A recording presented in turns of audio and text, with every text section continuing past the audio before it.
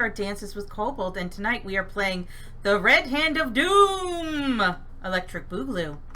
But before I let Patrick take it away, please check out our sister shows as well as our Extra Life link, as well as our sister shows as part of the Heroes Wanted collective of shows. But without further ado, take it away, Patrick. Thank you, Stephanie. Welcome everyone to tonight's session. I am the Dungeon Master. I will be putting the players in a variety of situations and seeing how they react. Joining me tonight are... Hello, everyone. My name is Born, who has just decided to start chewing on some food. Hi, I'm Ian, and tonight's I'm Ian, and I'll be playing Seymour Sunkist, the Warlock newspaper man. And tonight's top story: she is the daughter of a peasant. He is the son of an earl with a printing press. Their budget is 16 million gold. They're looking for a house in, what's the forest name? Witchwoods. In the Witchwoods. We'll follow them now.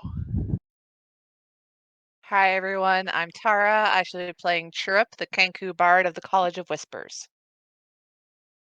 I'm Stephanie, and I'm playing Molly Goldman, socialist cleric and defender of the proletariat, who is frowning heavily at Seymour for engaging in such nasty capitalistic activity.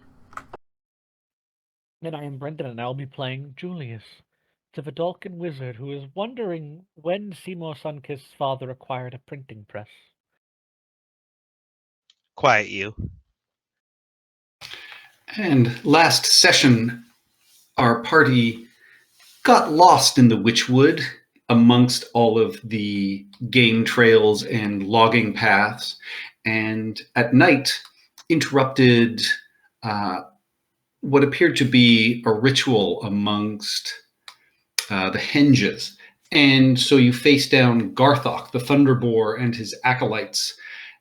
But in the midst of the fight, Seymour apologized and called for peace. And Garthok agreed, letting you all go with a warning not to damage anything in the Witchwood. After a night's rest, you once again struck out along the confusing trails and paths of the wood, and you found a camp which appeared raided, and a four-armed ape playing with a broken wand. Both Seymour and Julius's familiars were destroyed, attempting to take the broken Wand of Wonder from the Gorillon. Save the Gorillon from the Wand of Wonder, thank you. Continuing on, you were attacked by giant bees that were chasing a honey-covered owlbear. Chirrup managed to steal some honeycomb from the hive as well, which the rest of you snacked on as you continued your way through the wood, eventually finding the correct path and making your way to the cabin of Jor, an old Firbolg you were told could guide you through the woods safely. You have paid him 70 gold, and he has agreed to lead you to your destination, raising his rates from 5 gold a day to 10 gold a day, as you told him it would be dangerous. With that, he has invited you into his cabin as night is falling. It is small and spare inside, but the room smells of sort of old wood, dark alcohol, and a fragrant pipeweed. Mingling of comforts that belie the sparseness of the rest of the space. You see there are a few whittled and carved animals and figurines around the area, and a small pile of books, a couple of half open, adorn the rest of the spaces. And he,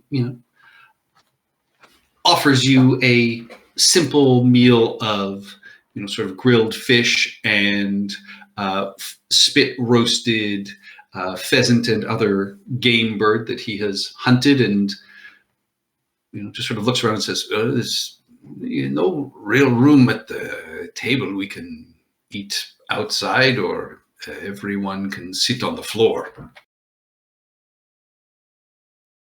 what's it like? It's nice out, so It's still nice out. I mean, the forest has been very dry as you've walked through. The temperature remains sort of hot and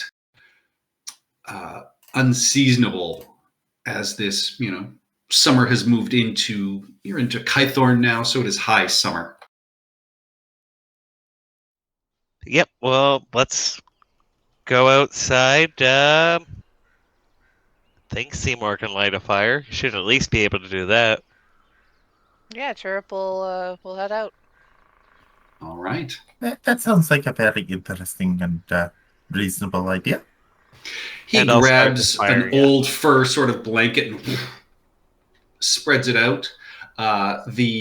His three large sort of badgers come kind of sniffing around, but sit quietly and just wait as he every once in a while tosses a scrap over one of his shoulders kind of casually that they snap out of the air. Are there any mushrooms within eyeshot? Not within eyeshot. You can see most of the area around here is, cleared quite well to sort of the tree line. If you ask, Jor will tell you you can find some in the woods, but they are not all edible. No, just thinking of a children's song and your badgers, that's all. What song is that? And he will point to each badger in turn, badger, badger, badger, badger. And now, if I had a mushroom, I would sing mushroom and go into the whole thing. It's a silly children's song from long ago. It sounds silly, but silly is okay sometimes. Is it? Yes, you do not ever do anything silly. Chirrup Julius will make will a pause for a second and then just look up like he's trying to remember. I do not believe so. I'm pretty sure you made a joke once. He's gotten sillier since we've met him, at least. It is a character Sure. flaw I've been developing. is just going to keep quiet and focus on his food. Cheer up. Why are you choking? Here, take a drink. Same. Do you feel amusement? I suppose. So do you suppress chuckling, or does it just never physically manifest? What would happen if I, tickled you? I do not know. Oh god, Chirp wants to tickle him now. You already are He's covered in high. feathers. Yep. Do it. Not Just gonna do it. sidle over. Sneak attack, tickle damage. He's an ally, so there's an ally within striking distance. Oh my god. I'm not gonna do it here, but yeah, definitely gonna like sneak attack him like in the traveling hotel of ours one time. See if it works. I find you need to be somewhat serious, but you need to laugh as well. Laughter is important. If you can't laugh at yourself, you can't laugh at others. Isn't that the truth? And you see him look around and just like, oh, I should.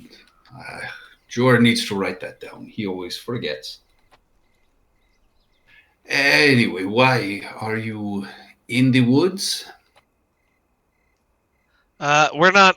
I don't think we were ever decided we weren't gonna like not tell him what's going on. Oh no, we're so- telling him what's going on.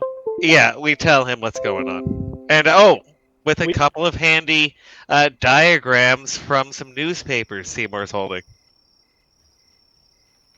And maps.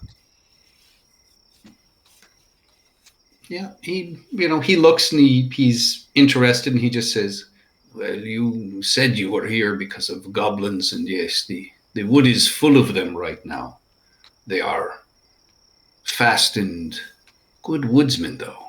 They are not the usual ones I have seen here.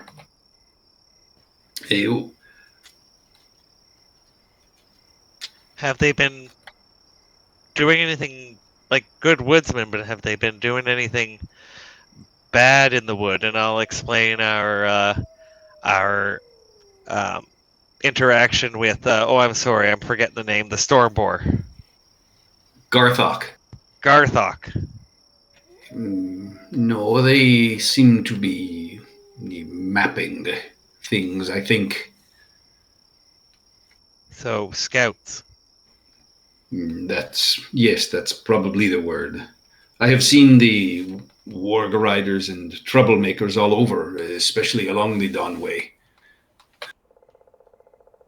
Have you seen any dragon? Yes, there was a green dragon that flew by not long ago. I saw it when I was out in the water. It did not seem to be bothering anyone. These goblins seem to worship dragons. There are many folk who worship dragons. Specifically, evil dragons. Tiamat.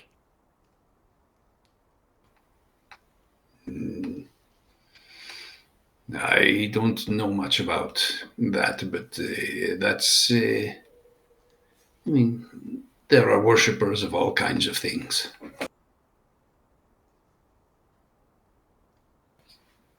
You think they are the ones causing this trouble? I believe that is a reasonable assessment of events. Well, most of those goblins live up yonder in the worm smokes, but seems like we got the big war party somewhere in the forest.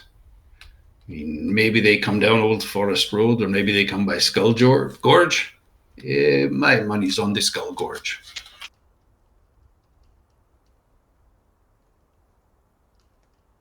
So, you asked about this keep. Why do you want to go there? It's haunted. I mean, Full of we're reason. kind of experts on haunted at this point, I think. But and I will You deal lay with out ghosts in the supernatural? Not willingly, but yes. a few times. But Seymour will lay out the deed. He kind of squints at it. Just you are not a family member, are you? I thought they were all dead. The Twist Tucks took care of them. They are. We managed to find the official paperwork, and because the entire family was dead, transfer it to. Oh, can it be in a group name, or does it all have to be under Seymour? Because I'm assuming Seymour did all the work to transfer it. Jor would not know about such No, I'm things. asking. I'm asking the DM.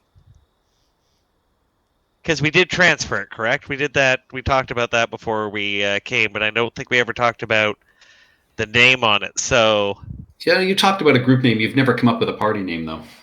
As you never do. oh, then Look. I guess it'll be in the name of the. Oh shoot! What's the town? The town where my press is. Brindle. What's the name of the newspaper? Brindle. The Brindle Press Scimitar. The Brindle Press Scimitar. You're putting it under a company name? That seems shady. Is that to pay lower taxes?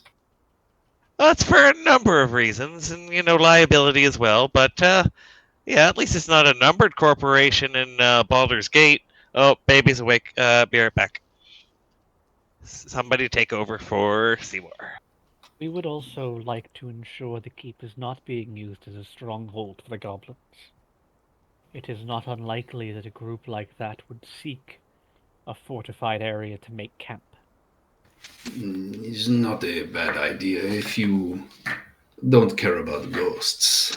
Do you know the history of this place? We do not, but it is unlikely the goblinoids would have much issue with ghosts. Well, it's It's a sad one. A few years before the Fall of Rest, there was a young human named Avery Vrath that inherited that keep. I mean, after the kingdom dissolved, he laid claim to the entire Witchwood and sought to rid his new domain of its evil reputation, which you can see he failed. But chief among his targets were a tribe of forest giants that dealt deep here in the woods. Known as the Twist Tusks, they generally kept to themselves, but raided merchants from time to time as one needed. And anyway, this brash young lord gathered together an impressive group of mercenaries and adventurers, and early one summer day led his force against them. And the battle was furious, but in the end, Amory's men won the day and forced them, and whoever was left of the Twist Ducks, to flee into the mountains. Then the soldiers burned the giant steading to the ground and went back to their keep, victorious. You mentioned earlier that the Twist Tusks dealt with the inhabitants of the keep, correct? Oh yes, the victory was short-lived. Only a 10-day later, the surviving Twist Tusks returned and attacked the keep during a tremendous thunderstorm.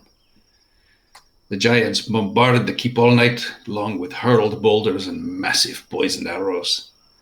When the sun rose, 4 of the final giants lay dead amid the ruined keep, but not one of the keep's soldiers or residents remained. Anyone who had lived through the battle were taken away to be eaten by the giants in their own victory feast. All except for Amory Vath. The young lordling, it is said, retreated into his secret vault after he was shot by a poisoned arrow, hoping to elude his death. But the stories say that he died slowly and painfully. And it is that ghost of his that still haunts the ruins, and those that dare travel the Dunway at night say they sometimes hear the sounds of his anguished cries coming from somewhere deep, deep underground. Cool. Ooh, spooky. Is a good campfire tale, no? Very good. Well, if we happen upon him, we'll see if we can help him. You think he was the hero of that story? No, I don't but believe there everyone was deserves a second chance. a hero of that story. I don't think there was one. Like many stories.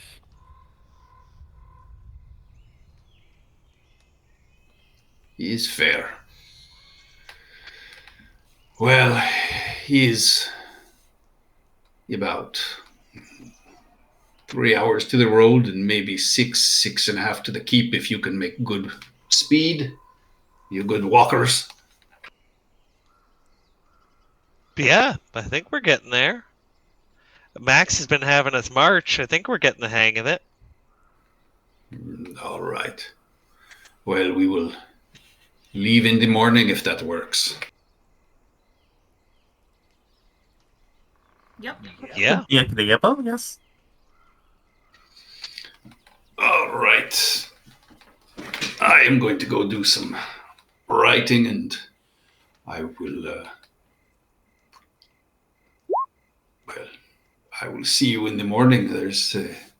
I do not have enough space in my house to invite all of you in, but you are welcome to sleep under the porch if you need cover or anything like that. We can handle our own accommodations. We just need a large enough space outside.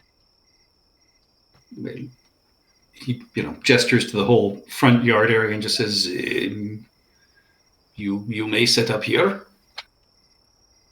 I make it the dome, ritually.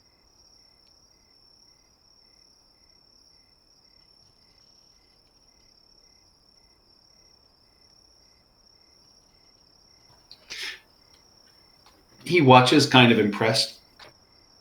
Throws the last of his things into the fire. Looks at all of you and just says, "You make sure you either put the fire out or keep it burning tonight. I don't need a burned down cabin. Been quite dry, hasn't it? Very dry. It's not good." Yeah, we'll put it out before we go in. Yeah. All right. And his three badgers come sort of sniffing around each of you, trying to get whatever scraps you're willing to sort of feed them. And then, they disappear under the porch as well. And Jor disappears inside and bids you all good night. Chirp will give a little call of a night bird.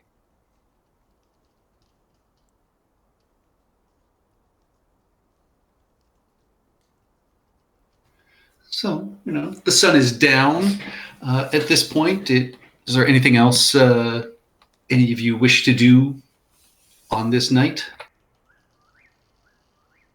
We'll bring back, before I go to bed, I'll bring back Index. Same, but with Charon. How much incense do you have left? I've got 8 on my character sheet.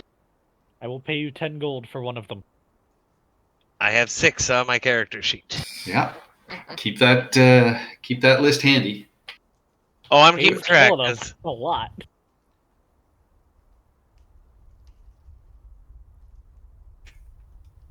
All right.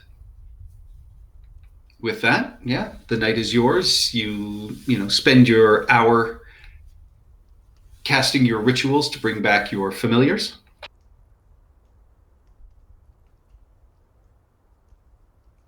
Yeah, and I'll have Index go off invisible and just kind of scout around the area and warn us if anything comes. I'm just gonna pocket dimension Charon.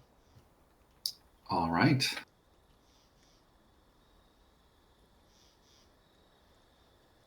Chirp's gonna make a little nest under the boat there. Sure up, this dome that I've conjured is quite safe. She starts dragging the boat into the dome. Yep. No. This would Chirp trust a magic dome? I think he would. Magic dome. He'll look longingly back at the upturned boat, but he'll come into the dome. Yep, I'll go in. Oh, we'll put out the fire first. Yeah, I Seymour's been Something like that. drinking, so he can put out the fire. Oh, that's disgusting. That smell is horrible. Why would you do such a thing? And I'm not sure Seymour's urine would extinguish a fire. It might be word. inflammable. I'll take a bucket or whatever he has laying around and No, that'll make steam. We're trying to keep low. Let's just put some dirt on it. I mean, people should expect someone to be here. This is a known area that people hang out in. Or person hangs out in. I mean, just seems like a signal.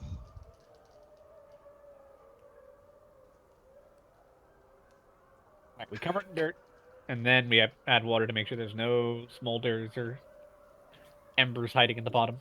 Yeah, we're not burning this shit down like Steph did last time. Too bad she's AFK. Wow. I didn't hear that. I have a question, Patrick. Yes. With how dry it is. Mhm. Is lightning bolt a fire?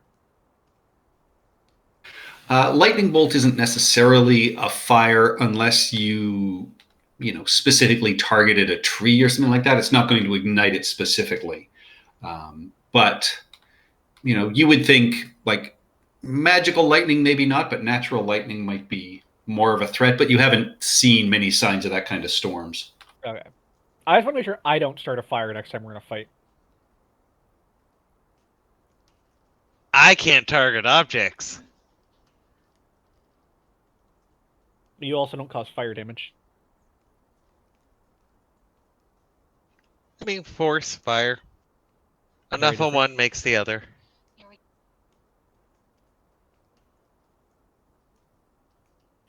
All right. Yeah. The dome is, of course, temperate and incredibly comfortable. Though, I mean, it's no overturned boat. And Oh no, we got fairy lights from Dome Depot.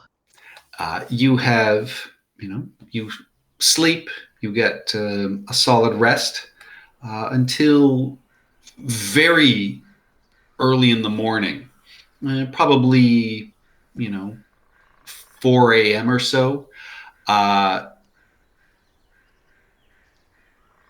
You are awakened with the smell of smoke and index buzzing at you, Seymour. I will just at that. Wake up, wake up, wake up. Smoke, smoke, smoke. Who started a fire?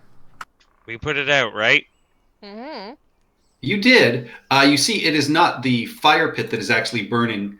You see there is fire burning the overturned boat and one of the trees in the yard. Well then, glad I didn't sleep under the boat. Right? Yep. Shit. Spells. And I only have Thunder Wave, which might I guess- blow it out. you hear, Jor immediately sort of at his door and is like, yeah, ugh. And kind of, sort of stumbling, wearing the oldest, rattiest undershorts you have ever seen. But he, immediately looks around sort of for the bucket and then starts heading to the water. Yep, What does Sheriff everybody already else went do? there. I Sheriff's go. already heading towards the water. I to go help. to push the boat closer to the water. Give me a strength check, please. Oh Guidance. boy. -1. It's an 18, Patrick. That is solid. Yeah. You get low and start pushing the boat towards the water itself. And, Jor, seeing this, nods and then with just like one foot helps roll the boat over. So it is in the water where it immediately sort of starts steaming. What does everybody else do? Well, I'm going to move over to the tree that's on fire over here. After just making sure there's no other trees on fire. Just the one. And I'm going to double check. Damn it. Why does every single spell have to target a creature within range?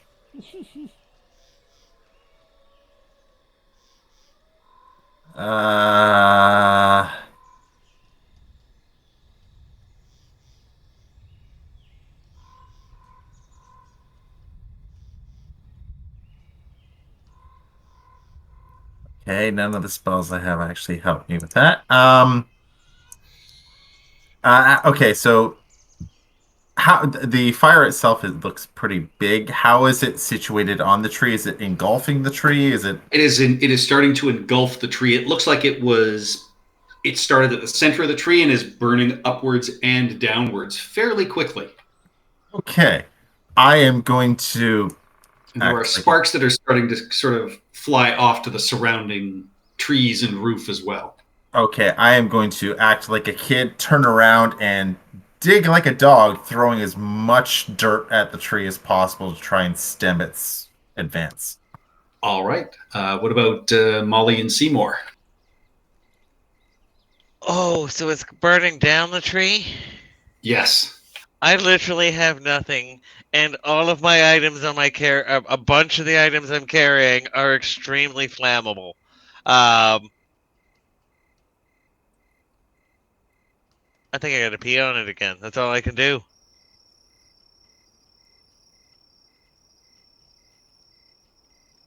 Literally nothing. Like, Yeah, no. I got nothing for fire. Not a Wow, damn good to know. When the boat stops burning, I can cast mending on it. That's not helpful for the tree. I know it's not helpful for the tree, how- but I also literally have nothing. And I don't have an Fuck it. apparatus to help me pee the tree down. this is gonna be stupid. It's a free Oh, action. I'm an idiot. Wait, It's a free action to drop items, right? Yeah. Can I Go. change my It's actions too late now. or Nope. doing that? Okay. You can stop next round. I mean, yeah, currently Julius has shoved the boat in the water. Jor and Chirrup are filling buckets and are about to head over. Molly and Seymour are at the edge of the dome, just kind of watching at this point.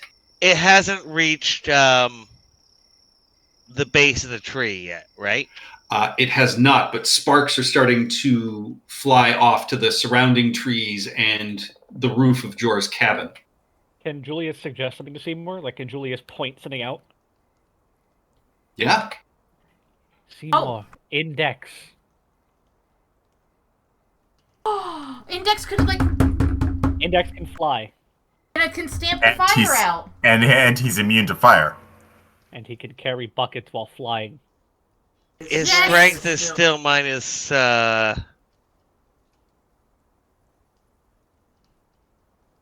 But Yeah. the immune to fire is probably the better thing. So he's going to go in and stamp it. And Seymour is going to try and follow Julius's bad baby idea. And let's try and pick up the tree and carry it towards the water. God, I sure hope I don't set this guy's house on fire.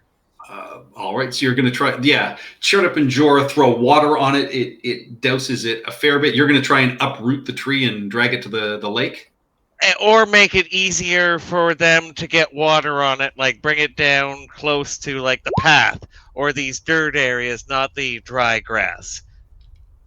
But the more the idea is try and move it towards the river. So bonus action. Let me just double check this. I'm going to cast as a bonus action Expeditious Retreat. All right. No, he's got just a couple of buckets. The rest are like fishing nets or what could be lobster traps, anything like that. So nothing that'll hold water. He's got a pot from inside that the two of you are using. So yeah. So Seymour, Bonus give action. me an athletics check to try and rip this tree out of the ground.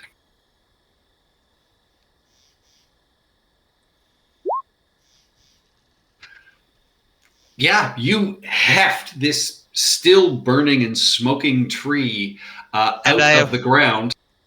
I have 40 feet of movement still because I did the Expeditious Retreat. So I'm carrying it straight towards the river. Well, around the fire.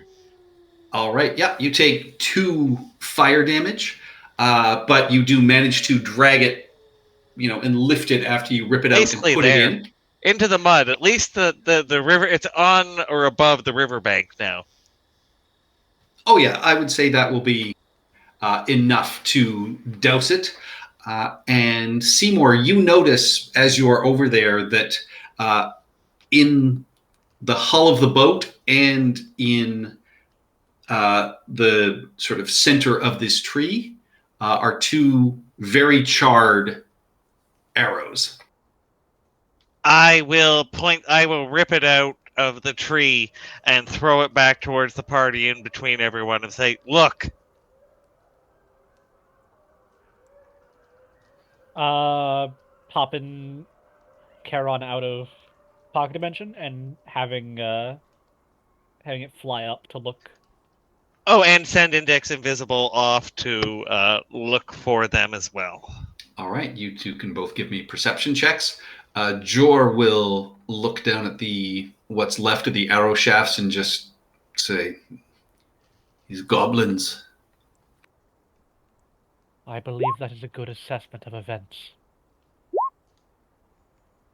I'm going to do what I should have done the first time and use my all-purpose tool to give myself control fire or control flame. All right. No, I got this. I got this, Bad May, as he tosses it into the river. Yeah, I'm expecting more. I think they wanted to count us. And I think they have. They wanted to what us? Sorry? Count us. See how many they have to fight. We all came out of the thing except for Molly. I'm out. Or are you Buckle's out? gone. Oh, was gone anyway. I'm Oh, right okay. here. Yeah, it goes after 8 hours. Well, no, it goes after you leave it. Does it? Yeah, so Yeah. don't ever go walk away to take a pee, Julius. Ah. Didn't you leave it last? No, Julius left it first. To grab the boat, remember? Yeah, I've always missed that line of Liam's tiny hut. I've never noticed it. All right. Now, are you in your owl currently, or are you letting the owl I'm just letting the search owl on its look. own? Yeah, the owl's got better perception than Same. me. All right. Well, actually, worse perception, but advantage. Yeah, mine. I just don't want to go dark right now, so I will Yeah. keep my vision around here. They also So- have better dark vision. So telepathically, and quite a ways away at this point, you get an image, Julius. You see a small figure snaking through a tangle of brush, avoiding the nearby game trails, seemingly making no sound, leaving no trace. You know, no taller than a halfling, but noticeably leaner. They move just ahead of what appears to be an uncolored dire wolf. Its marigold eyes peering over the figure's crown. And, sort of stopping suddenly, the figure and his companion cock their heads in kind of unison up towards your owl as it flies over. And, you see one hand holding onto a bow while the other one sort of pulls off the hood of this, dark cape in the darkness to reveal the countenance of a goblin face. In this sort of dusky light, you can make out, they'd be a little more difficult to spot, but there's a large kind of silver hoop that hangs from the figure's left ear, gleaming in this moonlight. And then, sensing no further disturbance, you see the goblin lean over to scratch his companion behind the ears, then chuckles merrily as the wolf licks his face from chin to temple, and they continue off deeper back into the woods. Can I tell Fuck, Seymour- Marigold Eyes was good. Yes. I tell Seymour about it and ask him to send Index after them. Yep, Because I will do that. If Charon saw them, reasonably we should know it where they are right now. And Index can definitely move faster than them. Yep. No searchlights, all invisible and silent. All right, yeah, they are just about, just around the edge of your 100-foot range, and Karen can give you a general sense of the direction that they went. So yes, you can send Index off in that direction. Is Karen going to continue attempting to follow them because they have now moved into deep underbrush? Only until Index is within, near them, nearby. Yeah, they'll switch off. And then All right. just flies away. And also importantly, Karen's gonna fly 600 feet in the air. All right. So Index, give me a perception check to continue tracking. All right. Don't have perception, so it's wisdom. Imps don't get perception. That's weird. Yeah, they don't. They get persuasion for some reason. Because they're devils. You're a devil. A handsome devil. I set that up. I get credit. All right. So yeah, he's Index is looking and searching. 120 feet of dark vision.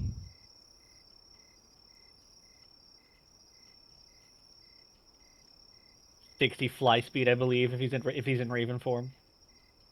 No, he's always in imp form. I'm not doing that thing, so he's got 40.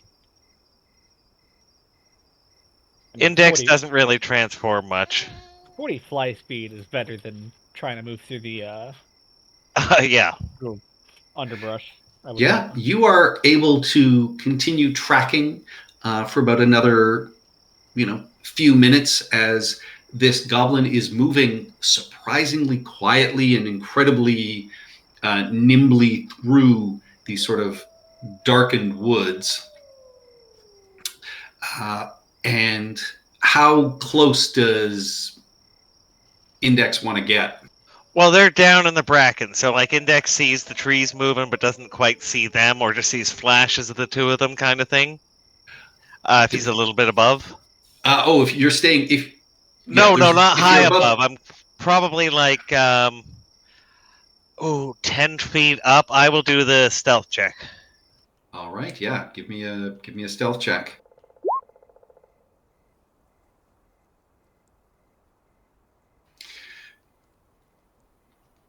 Yeah, you get the sense that they stop and look around every once in a while and then keep moving on.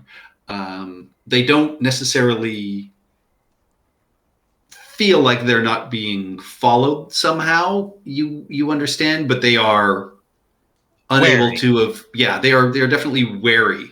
They're feeling phantom breezes from Index's fans, and like, where the hell did that come from, kind of thing.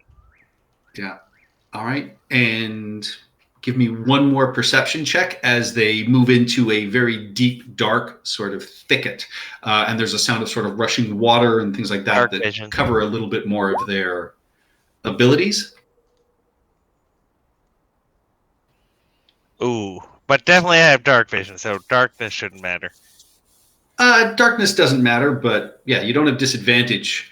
But even so, with a 12 being that, I'd say you're invisible and you know where they are. After a couple of minutes, you lose them. Can Index do a sweep, like a circle around where he thinks they might be? Absolutely. Or can he ask for help from Seymour? You are quite a ways away at this point. I figured we were out of range. I was just checking. All right. So yeah, give me another perception check as you swing around. There is a chance you might be able to pick them up, or a camp or something like that. 18, not bad.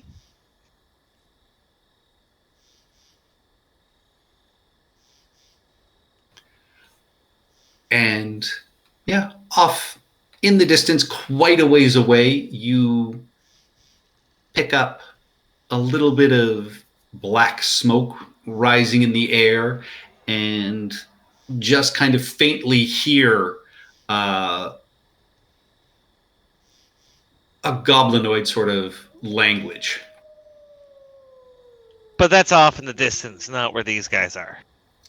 Correct, but you went up and did a sort of circle, so you're looking about, Oh, I meant circle the area where they disappeared. Like I know, and you don't see them, but you do see what could be, a small campfire about 90 feet away. All right. I think he's going to come back within range of Seymour, let everyone know what's going on, and then kind of position himself invisibly between the sneakers and the party at 100. Is it 100-foot range or 120 feet? I'll have to look. But whatever it is for the familiar spell, so he can tell us telepathically. All right, yeah, I believe it's 100 feet. So yeah, he comes back and this takes a good 5 minutes of flight. Again, you traversed a fair amount of distance here in the woods over this last little while, and yeah, Index can inform Seymour of what it saw. And I'll let the party know, and then Index will kind of go between those guys and us, and give us a hopefully early warning. All right, what are the rest of you doing? Planning. Preparing for an ambush. Yeah. Yep. Sharpening my daggers. They Like almost my reaction. They almost Action. certainly. They almost certainly know we are coming. That goblin seemed like more than a normal goblin. I So- told you they were skilled. I did not doubt you. He saw Charon, and I'm certain he knew what it was. They knew Index was there, even though they couldn't see it. Well, not maybe knew, but they suspected. Remember, Chirp we have makes the noise of the exploding kobolds again and cackles.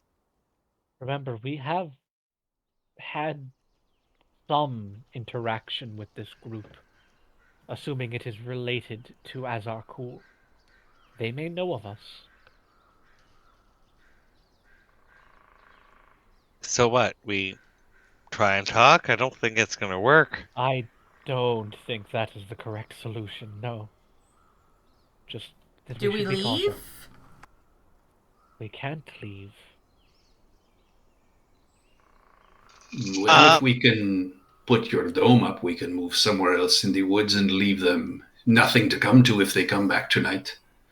I don't True. get the sense that that loner will be doing that if he's a real hunter. He wouldn't have let us know. He wanted to count us for the future. I have a thought. Does anyone speak Goblin? No. Nope. Wait, hold I have a on. lot of those. But Roll20 is doing that thing where it let me look at my character sheet. Give me a second. I do not. Nope. Well, if the lingua franca is I generally... do! You do? Perfect. So Seymour will take a couple of... Molly, he knows Molly has a decent hand. And Seymour and Molly will make out, couple dozen little short notes that says surrender now and you will be spared. The typical leaflet stuff you drop from planes. Oh, I And- love leaflets. And we can drop those on the camp overnight.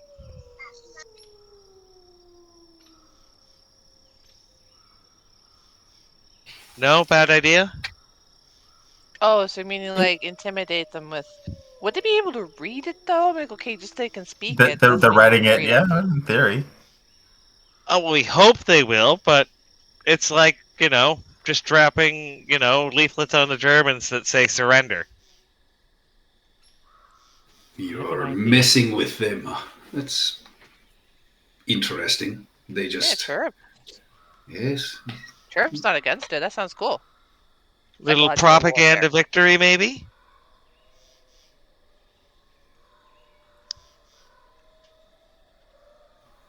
I still think we should move out into the forest, but Oh, we can do both. Absolutely. I don't think they're coming back. That's Oh, not yeah, how Molly- a hunter works. I would not leave anything here that you were not Anything you okay care with them about. taking. Yeah, this is probably gonna get burnt. These Badger, people- Badger, let's go. Pile them full of food and stuff first, and let's go. Jor, just leans down under the porch and speaks softly to them, and then, stands up and says, "They will be fine. They will be going back into the woods themselves. I have nothing here I am too concerned about."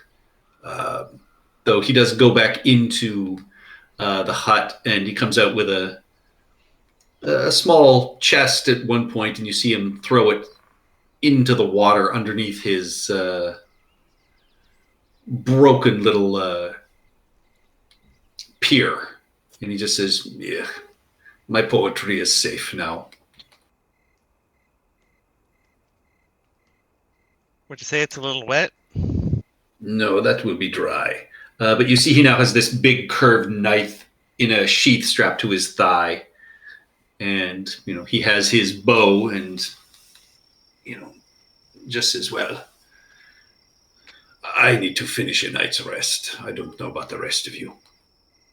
Yeah, let's go. Do you know a safe glen or covered area nearby? Oh, yes. Yes. And he leads you about 25 minutes away, very quietly and, stopping every once in a while to just sort of brush away any tracks behind you. Eventually, you come to a small glade with some overhanging trees, and Julius can recast Lehman's tiny hut, and he stands outside it for a moment, and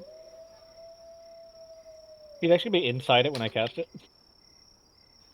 I He's not allowed don't to know go how through that works. Well, you can make him allowed to go through it. You choose who can enter it. Creatures and objects within the dome when you cast it. All other creatures are barred. Yep. Yep. More restrictive than I remember it being, but I remember All right. I haven't used it in a long time. Well, yeah, once it's done up, he just sort of coos and goes, this would be handy when I am out hunting. And you say it's nearly invisible? Isn't it a color? Yeah, it's colored, so you can, It's Yeah, camo. but unlike You can camo netting. unlike the Great Ezekiel, Julius is coloring it to blend in rather than coloring it bright pink. All right. Are you sending Index to drop the... Yeah, Flyers? we'll have Seymour with the help of Molly. We'll spend a bit of time, and we'll write a few dozen little short memos. Would that be intimidation or persuasion? What exactly are you writing? It's Seymour. It's never going to be intimidation. It's going to be persuasion. So it's going to be like what Steph has there. Throw off the yoke of your bugbear hobgoblin oppressors. Come fight for the Vale, and you can have a place, a home, a family, and respect. Yes, I even have my nice little, like a picture of a goblin, chest bear looking super handsome, full with food There's and no- a cornucopia. We don't have time to draw. It's going to take forever if we keep drawing. Oh, but It's- that's it's- my favorite part. It's I'm- classic two-tone Soviet-style propaganda. I'm quite proficient in calligrapher's tools if you'd like me to do the art. Yes, please. Oh, yeah, so we make a little assembly line, the whole party. I have forgery, I think. I don't know if that could be useful. Oh, I sure. I can mean, give it means your penmanship is very good. I can Yeah. give myself proficiency You can in see it. Seymour can come up with the words, but his handwriting is like chicken scratch because he's used to using a printing press now. Shorthand. Yeah, and shorthand. It's a 16 to make my art look good.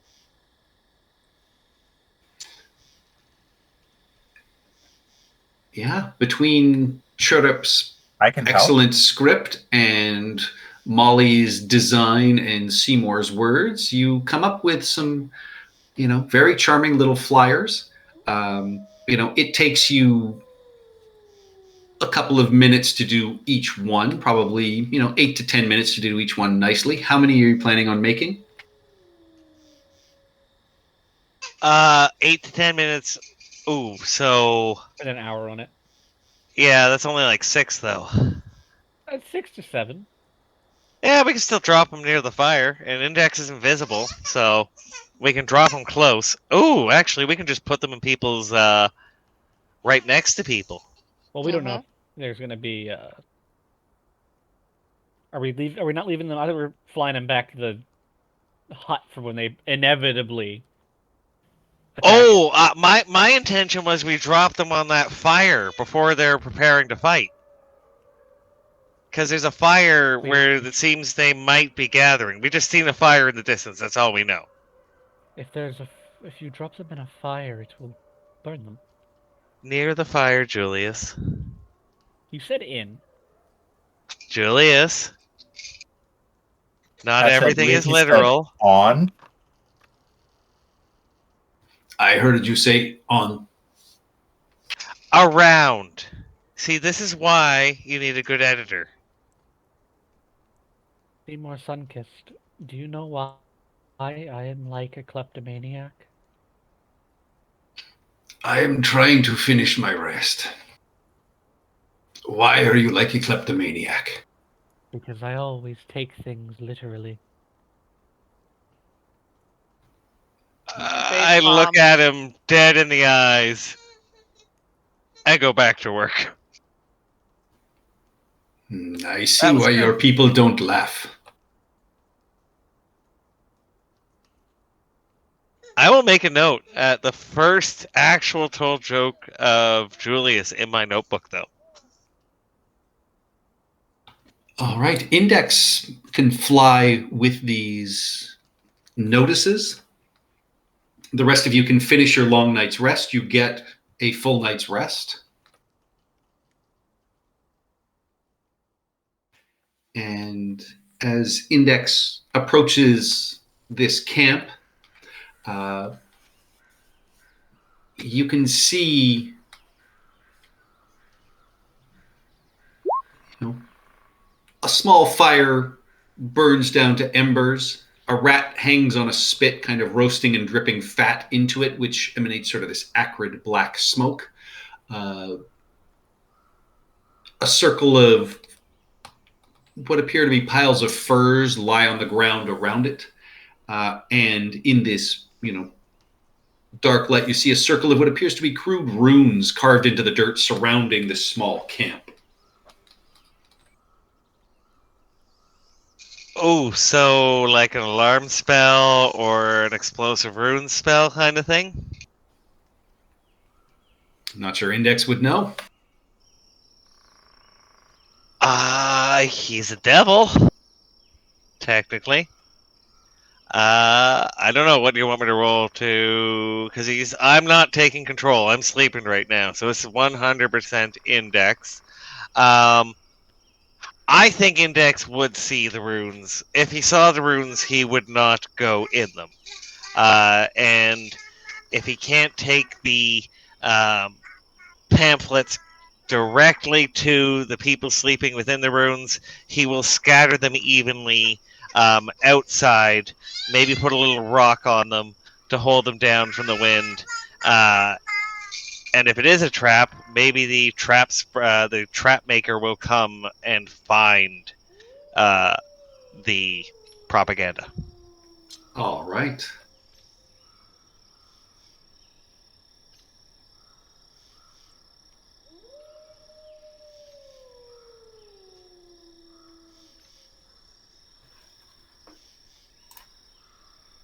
Are you doing this stealthily? Yeah, we'll do it stealthily. All right, give me a stealth check then, please. Oof. You try to do it stealthily. Yeah, as you are placing, you hear a low growl as, coming from the woods around the clearing, a pair of dire wolves sort of slink out, and you can feel them. It is time to roll initiative, please. Ruh-roh. Just Index? Just Index. Ruh-roh. He's placing it very nicely, so it's, very obvious, and anyone who walks around can see where this piece of paper is placed on the ground. All right. The wargs, these massive wolves, do go first. They still cannot see you, but you've been dropping these kind of leaflets. And one of them is going to leap forward and snap at the air. So with disadvantage. That is a 10. So they leap and kind of, and there's no immediate effect. And it kind of skids into the dirt. The other one, launches itself as well. That is a 21 to hit with disadvantage. The other one was a critical for 12 piercing damage, and I need a strength saving throw, please. 6 piercing damage because I have resistance. It's Yep. not magic, right? Correct. All right, and a strength saving throw? Yep. Why didn't that roll?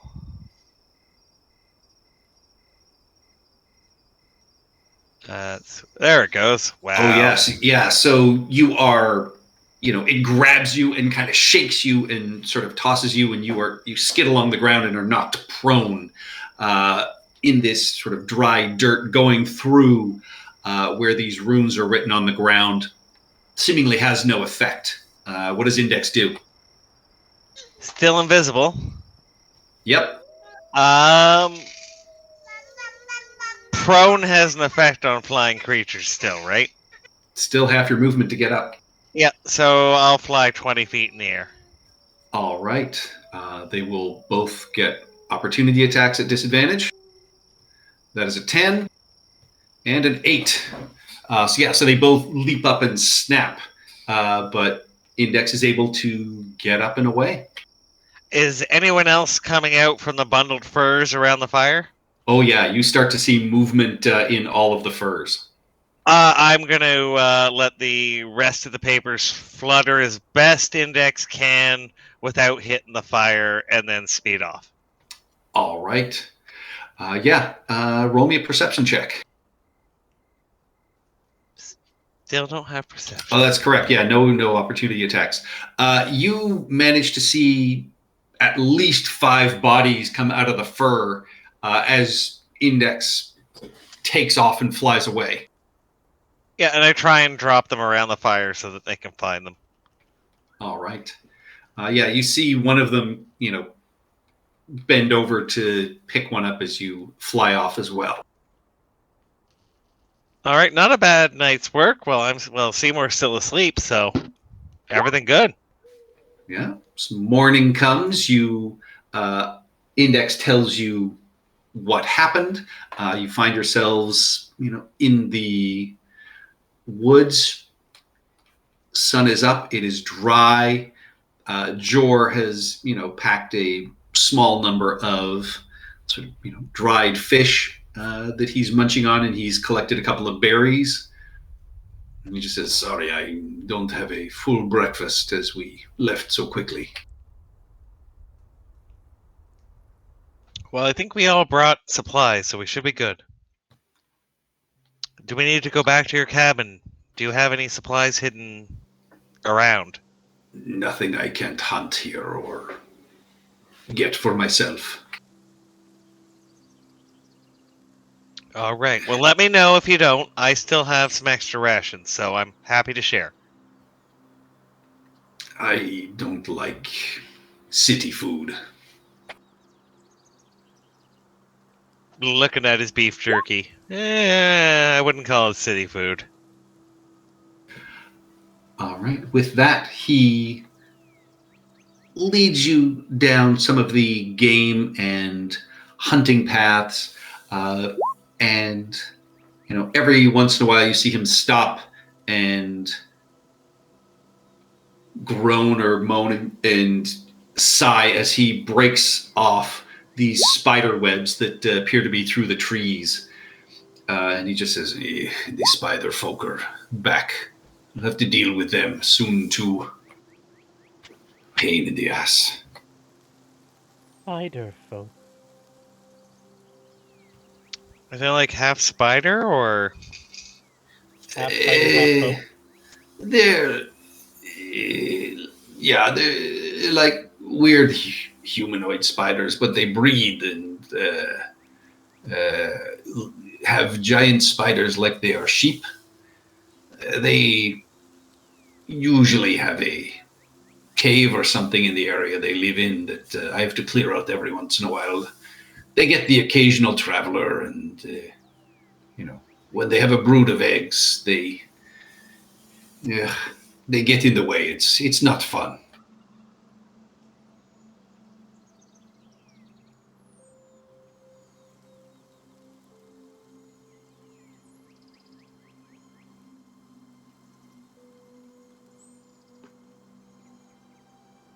All right. Well, we'll keep out for them. And Wrong map. Seeing that.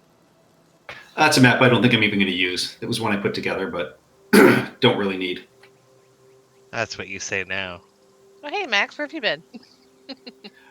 I've been asleep under the rug every time. You just never know when you're going to see me. Oh boy, it's occurring to me now. Looking at our party makeup at the moment: wizard, warlock, rogue, artificer, cleric. Yup. Have up front line. Yep. I think I have the highest AC in the party right now. Wait, you guys have AC?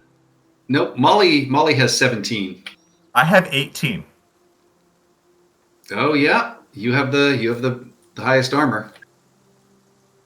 Seymour's just whistling Scary. nonchalantly in 0 armor. Seymour Sunkist, what are you wearing? My coat and shirt? Is it not traditional for spellcasters of your persuasion to wear some amount of armor? Well, I mean, I can do this, and then a bunch of pages will go up and surround Seymour. It's mage armor. It's about the Page best I armor? can do. I mean, It's yeah, page armor. oh, do you have the armor invocation? Yes, I do. Mine's now cast mage armor myself to turn on my ward for the day. All right.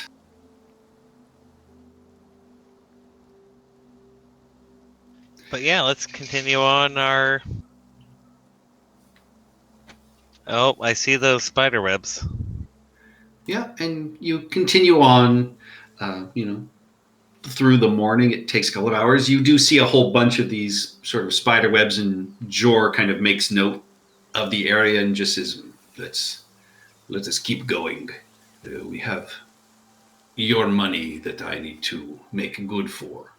And eventually he leads you out to, a wider path that, clearly appears to be a more well-traveled route. It's not a paved road through the woods or anything like that, but it is a well-marked road. There's, large rocks and, tree outcroppings on either side. The heat of the morning is starting to rise up around you. And, you travel for another hour or so along this route, and Jor, we'll say we get down to floodplains probably in an hour and a half or so. Everything is a little wetter. And then Seymour, you actually hear up ahead just the sound of sort of tumbling rock. What do you all do? I say that to the party. Something's falling up ahead. Maybe an ambush? They're blocking the road? Can you whatchamacallit, can you scout with index? So, Yeah, are, index will we, head off. are we on an incline currently?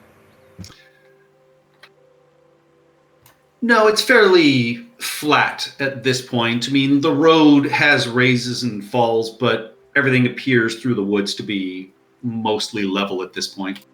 So there would be almost a 0% chance that they are sending boulders tumbling down the road at us. Correct. Okay. And this didn't But sound that's like what it large sounds like. rocks, but yeah. Oh, but it sounds like moving earth kind of thing. Yeah. Then I will say that. Ah, it's the proverbial rock trickle in the abandoned canyon. Gotcha. All right. And you send index forward. Index ahead.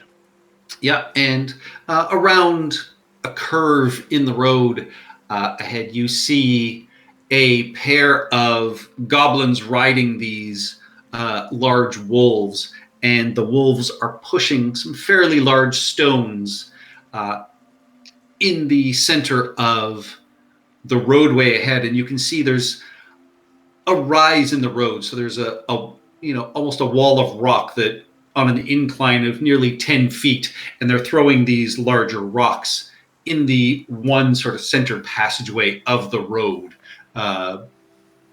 making it far more difficult for anyone to advance along the road that way. All right, I didn't say it, but generally Index is invisible when I assume. he's scouting. Thank you. All right. I will. Index will send that information back to Seymour, who will send it to the party. And I don't know. Should we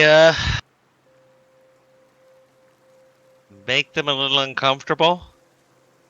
Oh, how so, Seymour? Index will go into boombox mode and start flying around, just out of nowhere. Do What? not believe it is wise to broadcast our presence. They don't know which direction we went after they attacked. Okay, fair enough. Are we taking them out, quiet-like? Well, we can try quiet like. I can try to charm them. That never works. All right. Trip Well, is successfully hidden in the brush, but he'll send a small little illusion out of another wolf, like dancing around the group. He has minor illusion. He can try to cast something. So Seymour, that's what Index sees flying around. all right. What do you guys want to do? Get under cover and Sorry, say again. You were get quiet. under cover to begin with. There is a flying entity. We should not be out on the road. Yeah, I'm going to follow Trip's example and try and stop. Hey! All right. Yeah, are you moving forward or just moving off to the sides of Both. this roadway now? We're gonna keep going forward, but we're gonna try and do so stealthily. All Yeah, right. on the sides. Through the brush. Yeah, the rest of the party can give me a stealth check. You watch as Jor shimmers and just turns invisible in front of you. That is a good trick. Do I think that's him casting a spellcastery spell, or him being a Furbolg? Being a furbolg. Okay.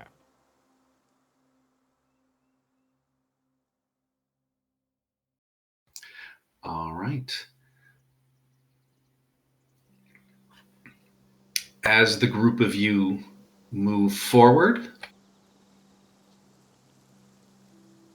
Oh, God, this is hard.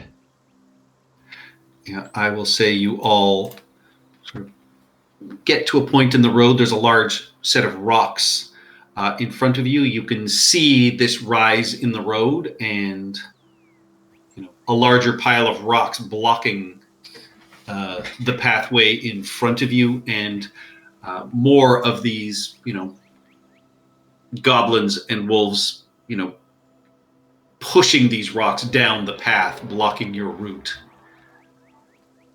What do you want to do?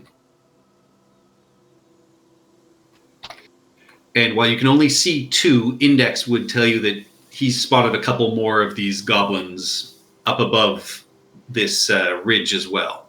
I can see at least 4. That's what I'm saying. Index is telling you that. I'm just gonna step over behind this rock. Are we in initiative now? Not yet. You guys have been creeping forward, and as the group of you move in, two of the goblins riding the wolves turn and throw your pamphlet sort of down and just say, "You should turn back. Your doom is the only thing that lies ahead." Who are they saying that to? Us? To you. Wait, I thought we were all hidden. No, you moved forward stealthily, but you did not beat their passive perceptions. Not all of you, anyway. Quiet you. Who's casting silence in multiple places? I am sorry. I was just I was taking a look at the size. I will delete. I was I gonna can't say. see the other one.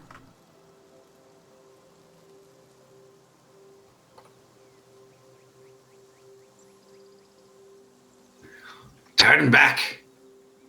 Get to the town to flee. And you might live. Listen to the pamphlets, and you might live. We have had If we die, Tiamat will raise us again. We will fight, and we will crush your...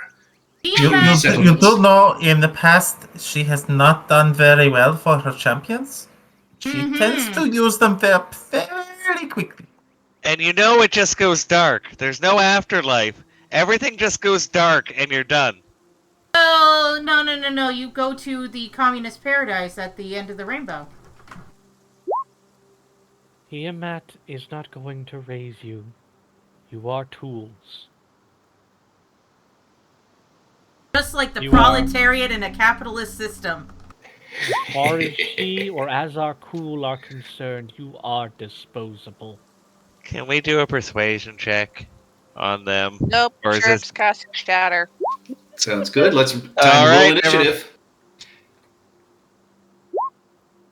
It would have been a There shitty is persuasion my anyway. shatter. There.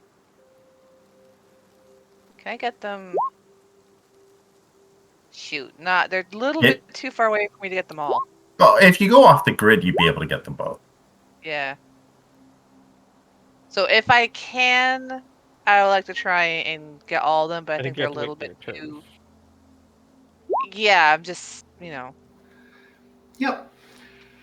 if I can get that off before combat, fantastic. If not, I'm just trying to figure it out now while I have a second. Aw. Well, your starting of casting the spell. I've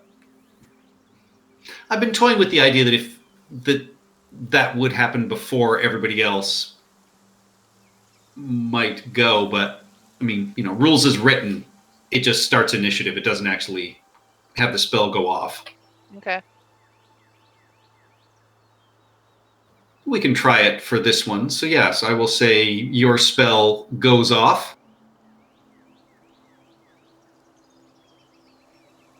There is a loud crack of noise and a shockwave rings out.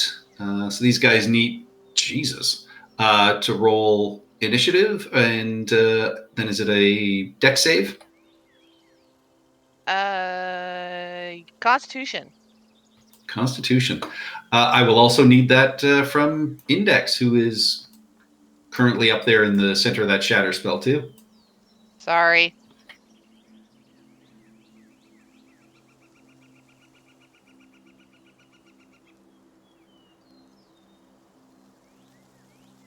I thought Index was like high enough out of the way. That is a 2, an 8,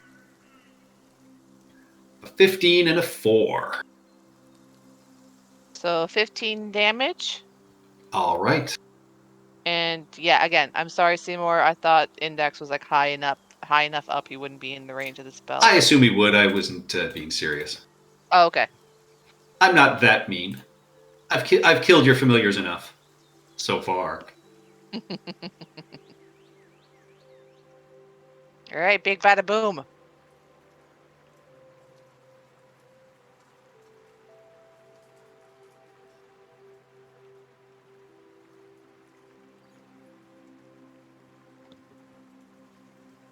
I should mark that spell off now before I forget. All right.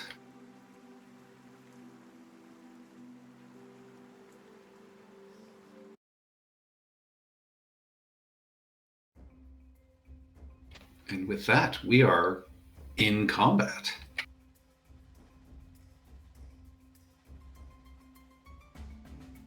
And first up with 22s are the goblins.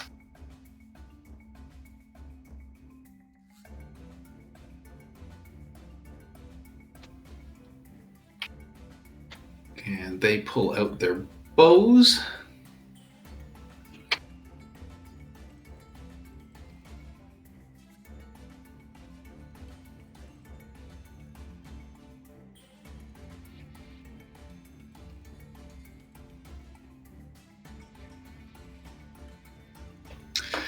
And first arrow goes towards Julius. That is a natural 20 to hit for 13 piercing damage. Ow. Second one at Seymour, who's got partial cover. That is a 21 to hit for 3 piercing damage. One goes at Molly. That is a 7, which misses. And touch this. Do. Second one at Molly is an 8, which bounces off harmlessly. Moving. All right. See, this is what happens when you join up with capitalist pigs. I'm just saying. They will then. I think they're wolves. We're working with the pig. How? They will then duck back. That takes us to Julius. Question, Patrick. Yes. Are these guys riding the wargs as controlled mounts? Looks like it. Alright, so the wargs like aren't acting on their own turn, I would hope. I hope. This is bad. Otherwise.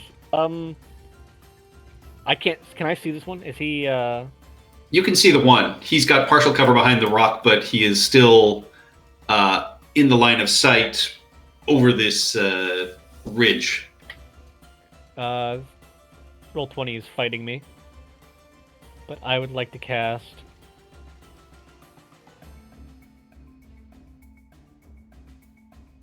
I'm just gonna firebolt him. All right. Holy crap. Yeah, a natural 20 hits for 32 fire damage. 2 10s. Wow. Which, yeah, immediately that goblin erupts in kind of fire and flame. As you do so, 2 more arrows are loosed at you, Julius. That is a 19 to hit for 7 piercing damage. Okay. And a critical hit for 4 piercing damage. I've been hit by 2 crits now. My temporary hit points and my arcane ward are gone.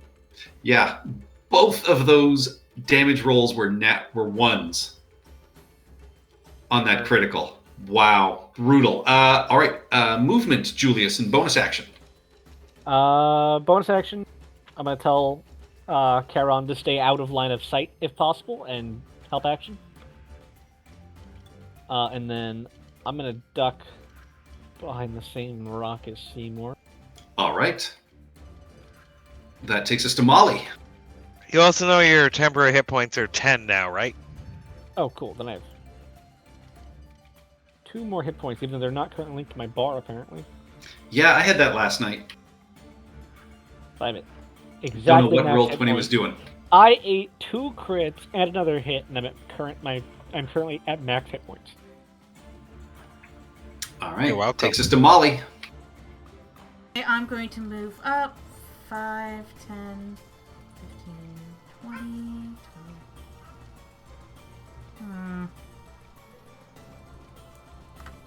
One sec, I'm just measuring. God dang it, I'm still too far away to do Sacred Flame.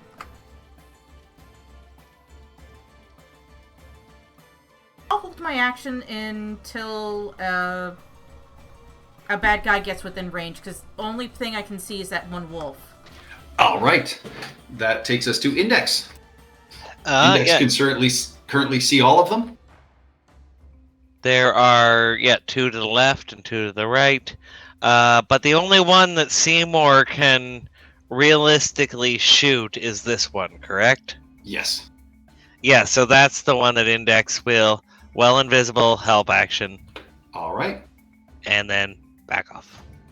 Takes us to Badme. So yeah, there is one wolf warg that is currently visible, but you do know there are, from the arrows that have flown, at least 3 other goblins up on the ridge. Oh, Seymour said that there's 4, so at least. So, just so I know, this ridge, is it a plateau that they're looking down on us from that we can't see above, or? Yes. Okay. I was just making sure how the logistics of this work. I'm going to rush forward to here. Oh, hello. I assume this guy here has very partial cover, Yep. given I can only see a slight, Yeah, he's hiding behind a Clever. large rock, but you can definitely you can spot the wolf. Yeah. Okay, let me just double check the range on this spell. Yeah.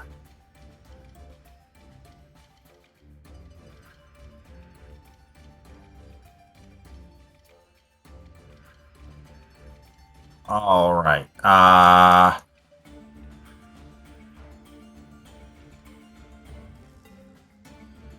Sorry, I'm looking at about 3 different spells, each of which drastically change everything. And they all have the exact same area of effect. So yeah, we're going to cast Flaming Sphere.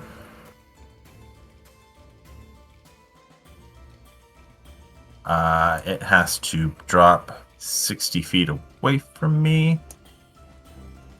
Let me just double check one thing.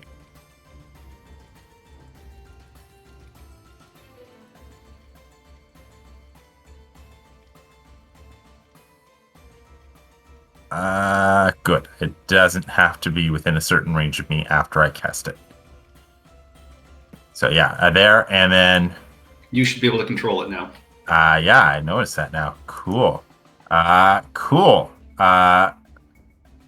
Wabam. As a bonus action. Advantage. It's a Oh, yeah, What's the dex advantage. save? saving throw.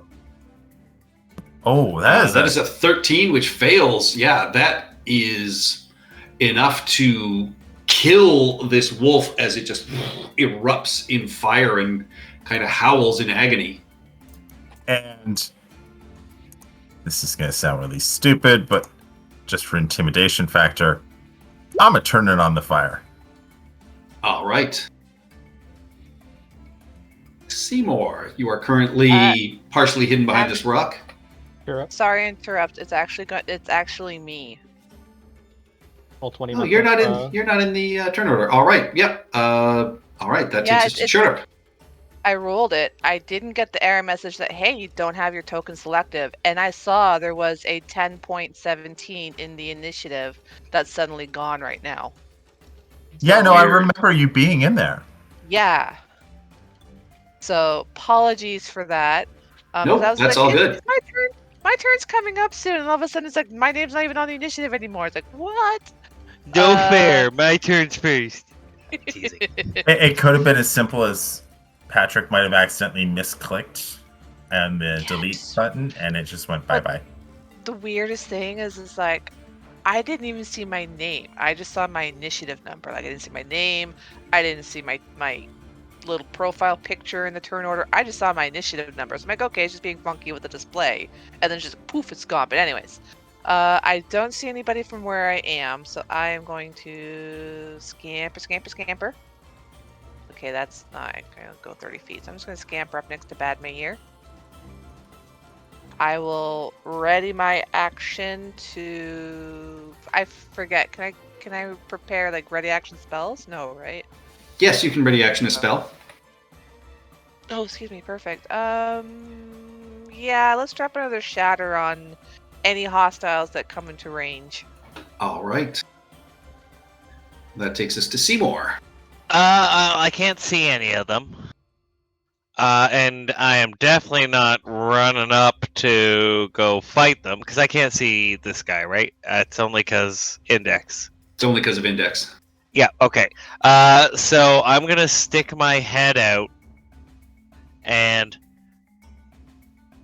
The pamphlets weren't a lie. You can still surrender and come with us and help us. We will accept you. Please, I don't want to see that Kenku explode any more brains today. And persuasion, because that was a plead, not an intimidation. All right. That's a good Tokyo Rose impression. That takes us to Karen. Well, Karen got told to help action, but stay safe, so 60 feet up to like... Oh. Actually, gonna fly up. How high up is the cliff? 15 to 20 feet. Alright, it's gonna fly up about 40 feet. And here. Just to get a view. And then fly back down below the the cliff line with a All dash right. action. Just stay, like, observe and then stay safe. All right.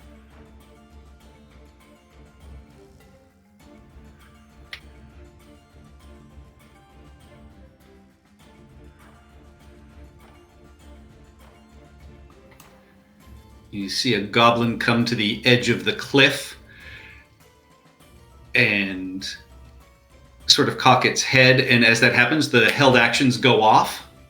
Oh, Jesus Christ. I'm willing to listen to your... So a shatter and a sacred flame hit this guy. And Seymour just face palms as he explodes. Please tell me his brains explode.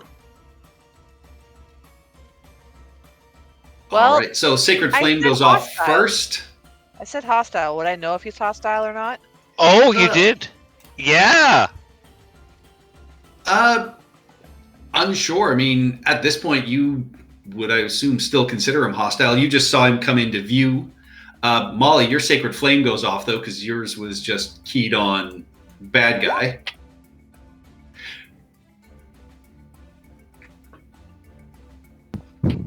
Sheriff's like, I'm not losing my damage. Ooh, here we go. Let's see. That is a failure on the sacred flame. That is an 11. If I can differentiate 8. between the hostile and non-hostile, then obviously it won't go off. But if I can't differentiate, sorry. You get the sense it started off non-hostile, and then as soon as that sacred flame goes off, the bow there you comes up, and then then your shatter is going to go again. All right. It's not just Haboob who's going to be nailed to the treehouse after this. Hey. That is a 17 and an 18 on their con save, so they take half damage from the shatter, which is still pretty dang good. Yeah, that goblin looks really badly hurt, like barely clinging to life. The wolf still looks fairly healthy.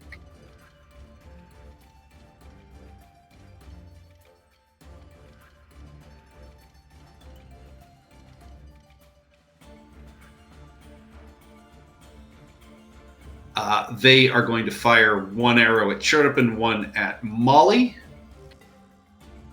Lies! You speak lies! It is the truth! That is a 15 to hit Chirrup for 5 piercing damage. And that is an 11, which bounces harmlessly in the dirt next to Molly. I have the shield of the proletariat, and it protects me. Molly, God damn it! This guy's going to move forward, fire once at Badme and once at Chirrup. That is a 13, which misses Badme. I'm sorry, they sided with capitalist pig dogs. Go ahead, sorry. And a 21 to hit Chirrup for 8 piercing damage.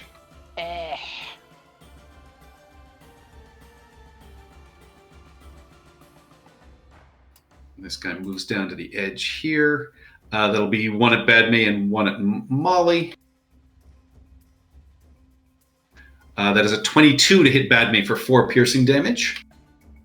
And a 13, again, which bounces harmlessly in the dirt next to Molly. And they will bonus action. Nimble escape back out of sight. I forget if you have temporary hit points, does that count as taking damage? Yes. Okay. Yeah, you're still taking damage, technically. I maintain concentration. Yeah. Now, Jor pops into visibility, moves over to this rock, and is going to fire twice. That is a 19 and an 8, so he kills the one who had just a single hit point left.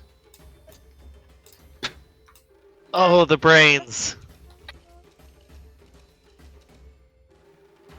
But only has enough movement to get back to there. That takes us to Julius. Oh, those two are up top.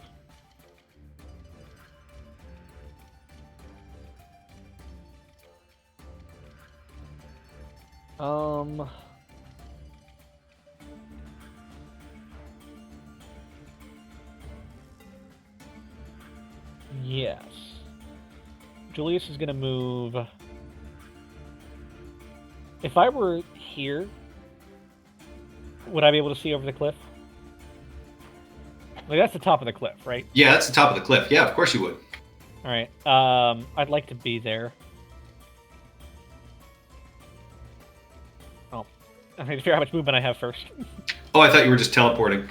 I am, but it's 50 steps 60 feet? I always get mixed up. Is Misty Step 60 or 30? It is 30. So I use up Yeah, Oh, you no. could move just around the corner and Misty Step Yeah, to the top of the cliff. Okay, so I use 5 feet of movement to get to there. I can't dynamic lighting. But I assume I can see at least one warg and person on a warg. I can see several. Yes. So yeah, so you see the dead goblin there, the wolf is there, and then there's another one mounted there and one sort of hidden behind a rock over there, but there is a flaming ball of fire that will presumably just swing around and get that.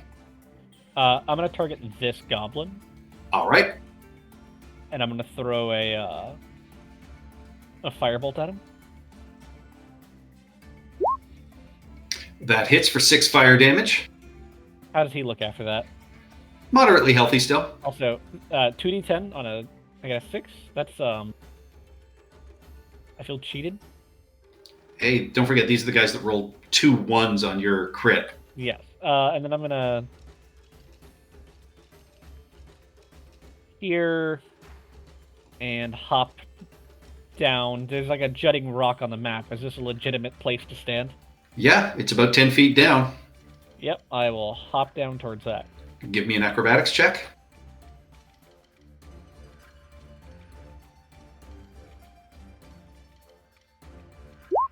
Nine. You stumble, and it is not a graceful landing. You take 4 bludgeoning damage as you twist your ankle on the way down. Well, I'm not where the wargs can get me. And that's the important part. All right, that takes us to Molly. You've been peppered with arrows, but have not been hit. You know there's one somewhere up top, on to the right and to the left. I'm just going to move up, kind of crouch behind this rock here, and hold my action until I can see them again. What are you holding? Just a sacred flame.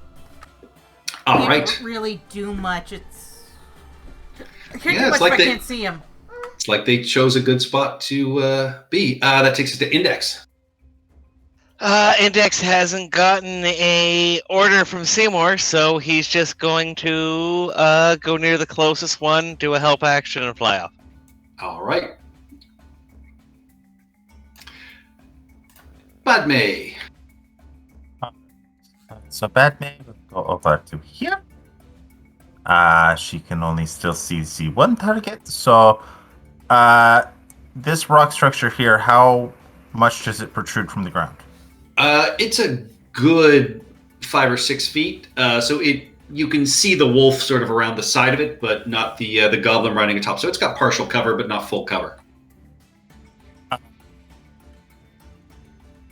So let me just double check here. So it's a 5-foot tall barrier? Yep, Good. That means I Yeah. can run the sphere over it. exactly. I mean, you can run it right around it too, but yeah, you can just No, because it's a almost make straight it line. hop. It's a straight line. It can go over 5-foot tall barriers. At least I think it says it's a straight line. Yep. Either way, yeah, that is more than enough to run right through them. As a bonus action, you use the sphere up to 30 feet. Yeah, it doesn't say it has to be a straight line. Anyway, I ram it. That is a 21 and a 19 on their saves. So they each take 6 fire damage.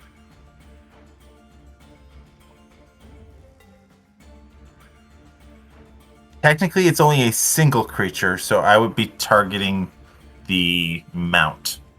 All right.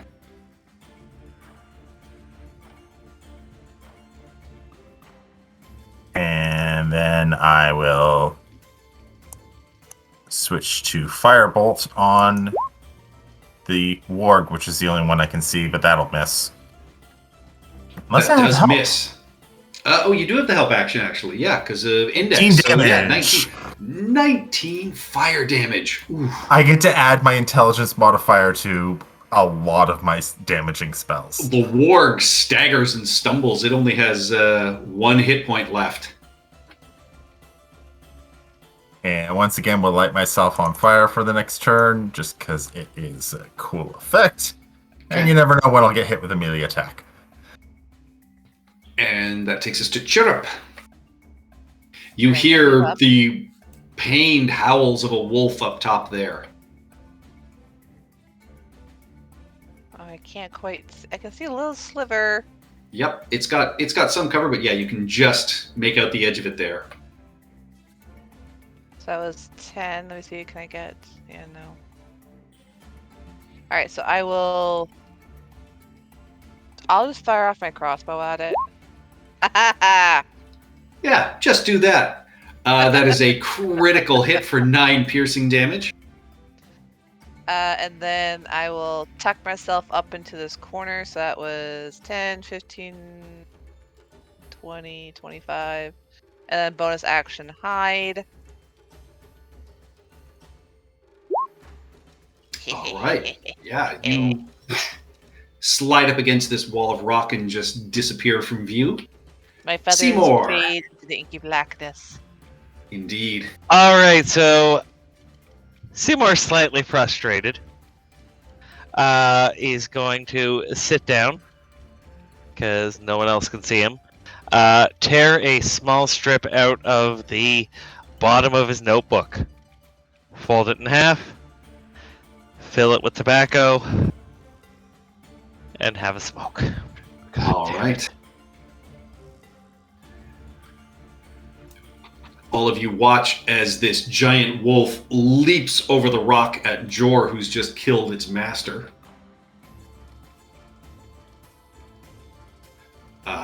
Yeah, lands on him, takes a massive chunk out of him.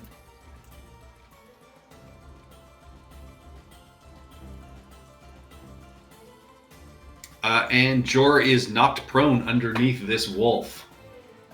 I'm really glad I could not have seen that wolf from where I was, or I'd feel really guilty. Karen. Help action on the wolf. All right. Aye. There goes my secret flame. Yep. Would that have happened before it attacked Jor? I said as soon as I held my action, as soon as I could see. Yeah, it still lived through it, so it is injured but not dead. So Jor still gets attacked. All right. Get healed. He'll get healed. I'll heal him.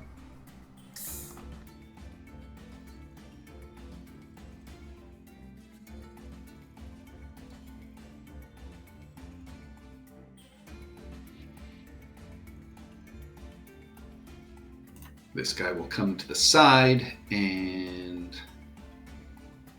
take a shot at Badme.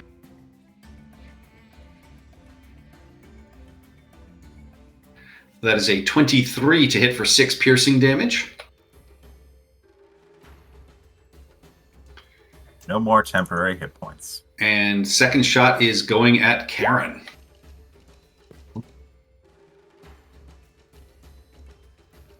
That is a natural 1. Flies just wide.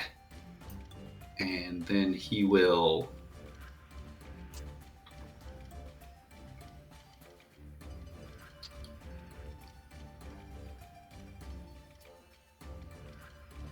Yeah, he's got enough movement.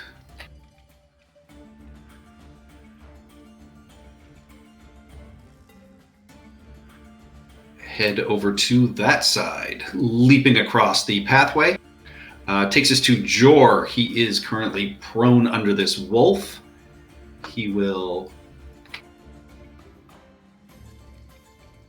draw his blade.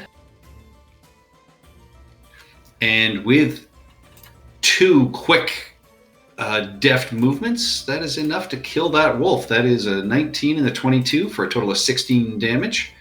And so he will stand up. And though injured, because that's difficult terrain, move to there, and that is it for Jor. That takes us to Julius. All right. See, the problem is he just killed the thing that I was going to go after. Oh, I'm sorry. No, I don't say that out loud. Obviously. I can see it in your face. Julius is going to come over here and hold his action to firebolt the first one that he sees. All right. I don't think I can see any from here. Yeah. Molly. How bad off is our friend here? Because I'll do a healing word. He's bloodied.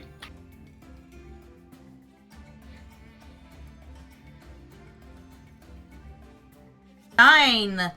Wow, yeah, that takes him back to full health. And I will hold my action because I don't see any baddies, and I will move forward. All right. Oh, you cast Cure Wounds on him? You have to walk up to him, honey. You cast Cure Wounds. Oh, shit. No, I meant healing word. Well, if you want 9 healing, you gotta walk up to him. 7. Oh, still good. Just about full health. All right, that takes us to Index. Holding my action. Yeah, Index still hasn't. He can still see these ones over here. So let's see, 5, 10, 15, 30, 35, 40 feet. And I have to be right next to it to do a help action. So I will stay there. All right. Takes us to Godmay. And Index will let Seymour know that one goblin and one wolf fled. And Seymour will yell that out to the party. One of them's running! All Are right. you smoking? No! You said something about difficult terrain? Yeah, this area in the center where the rocks are piled is difficult terrain. Okay, so 10, 25, 30. Oh boy. So where are the ones running? Oh, see they're them? long gone. Only Index saw that. That happened on a previous turn. Cool. There's just the one guy left. I'm gonna drop concentration because it's not worth it to bring the sphere over. And this is the warg that is barely standing. It's only got 1 hit point, but the goblin is bloody but still alive.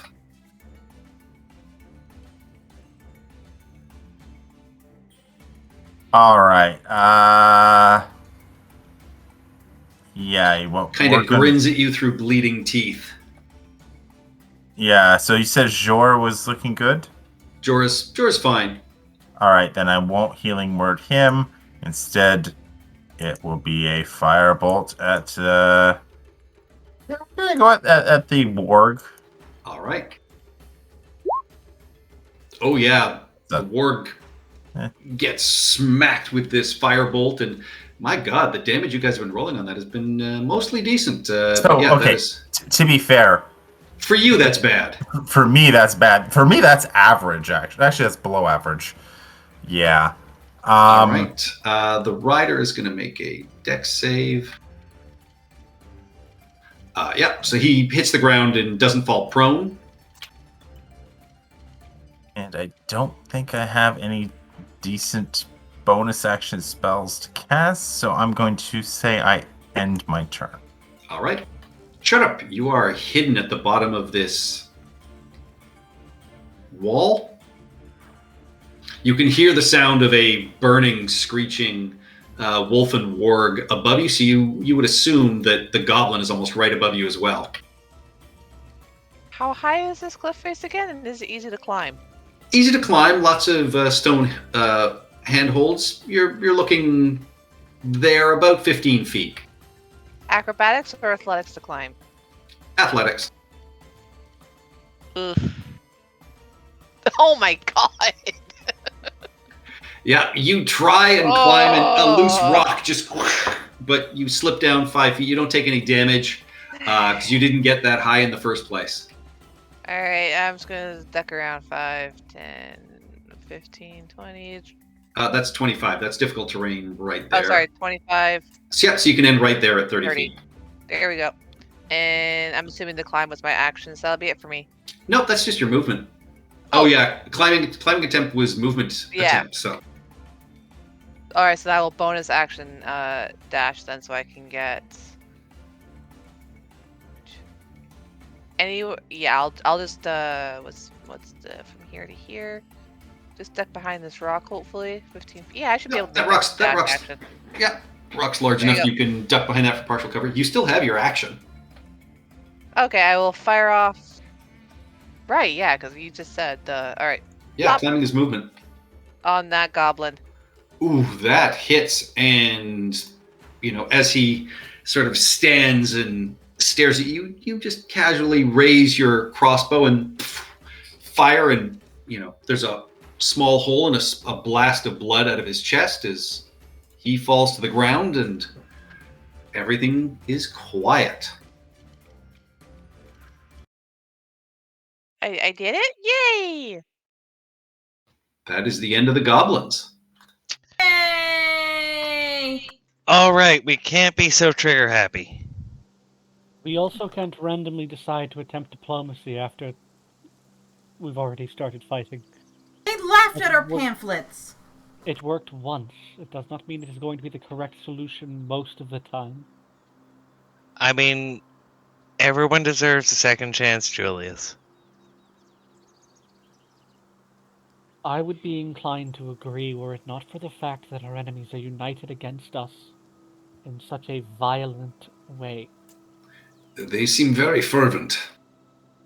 Well, one of them changed, or at least was interested, given the evil eye to Molly and Cheerup. Until things happened, but okay. I will try, but really, the more people on our side, the better. I agree, but the ranks of our enemies are not the correct place to be looking for allies, especially not in the middle of combat.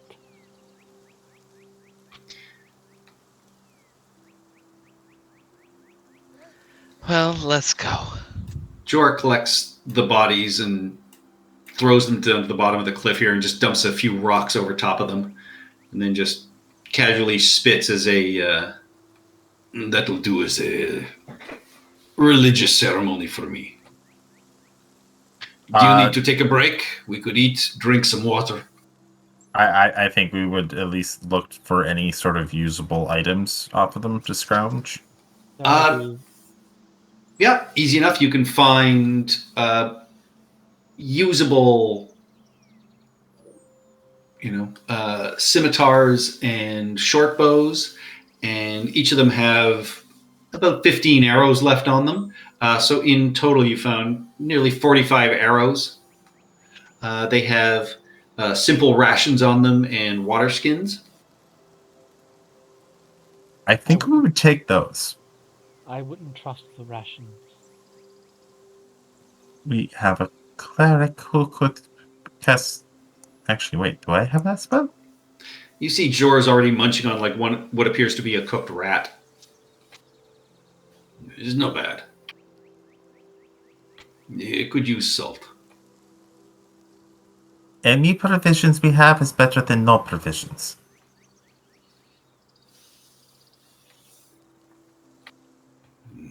right. If you don't need rest, we can have a small snack and keep going. Do you have any more? He'll sidle up to you, Seymour, and just say, do you have any more tobacco? Sorry, I missed that. The baby was pulling on my headset just as you started talking. He just pulls up beside you and asks if you have any more tobacco. Yes, I will hand him the pouch. And a sheet of paper. He pulls out his own leaves to roll it up in and hands you your tobacco back. Thank you. Not a problem. And he offers you a couple of leaves and he says, this is better than paper. Oh, and Seymour will actually look quite happy at that. This has been a lovely, well, despite this, lovely little walk through the woods. Let's keep going and get this done. I could eat.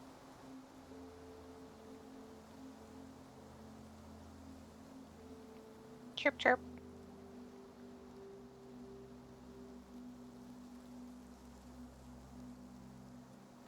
All right, you continue along this route and, judging by the occasional ruts from wagons that you see, it appears to be, somewhat traveled. You spot the prints of what could be deer in some of the light areas of, you're starting to almost see, what could be a drying puddle of some sort. And they, head down the road away from you. Every once in a while, you can see the large footprints of this wolf that is obviously scampered ahead of you down this road. And, every once in a while, you get a whiff of sort of wetness and damp nastiness in the breeze ahead of you. And Jor, just sort of says, we're coming to the bog. It's not always deep, but it doesn't smell good. Be careful. And after about an hour, you can feel the ground has been, heading in a downslope for most of this, which is nice and easy this time of day. And you see that a wide expanse of dark water has flooded the woodlands ahead of you in this low valley. Trees still protrude from the calm, dark waters here and there, but many large reaches seem to be little more than open pools of algae-choked water. You can hear the trill of frogs and the whine of insects filling the air around you, and the forest road leads right down to the edge of the flooded section, up to a rickety-looking causeway made of thick planks of wood lashed together with mossy rope. This causeway runs for several hundred feet through the boggy patch, rising only a foot or so above the water.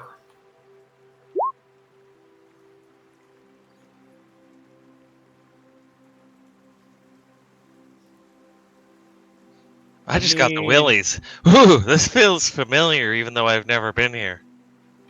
And Jor will say the water is deep, in the middle, but is only a few feet off on either side. And Seymour, you notice as you approach that parts of this wooden causeway have been recently repaired. You see new sections of wood and rope that have clearly been recently put in to make it a little stronger. Should I be, or should Seymour be suspicious of that? Like it's a ready-made trap looking like a improvement? Investigation? You can give me an investigation. Yeah, it doesn't appear to be any sort of trap, but clearly seems like somebody has taken an interest in repairing this. I will presumably point that the Goblin Scouts, something like that, as you notice that some of the rope is similar to what you found, the end sort of scraps on the wargs that were being used as like bridles. Oh, in that case, then as we get onto the bridge, Seymour will kind of bend down as everyone passes and goes, "There's been some repair here. This is serious. This is good construction. I learned a little carpentry on the farm, and look here, the joists, they're perfect. Someone's fixed this bridge recently." And it looks like, as he holds up the handrail rope, maybe the goblins? Would assume so. If they're planning on moving nearly an army of people, they'd need a bridge. You can't move an army on a bridge 7.5 feet wide. It's No, better but than you could nothing, move- though.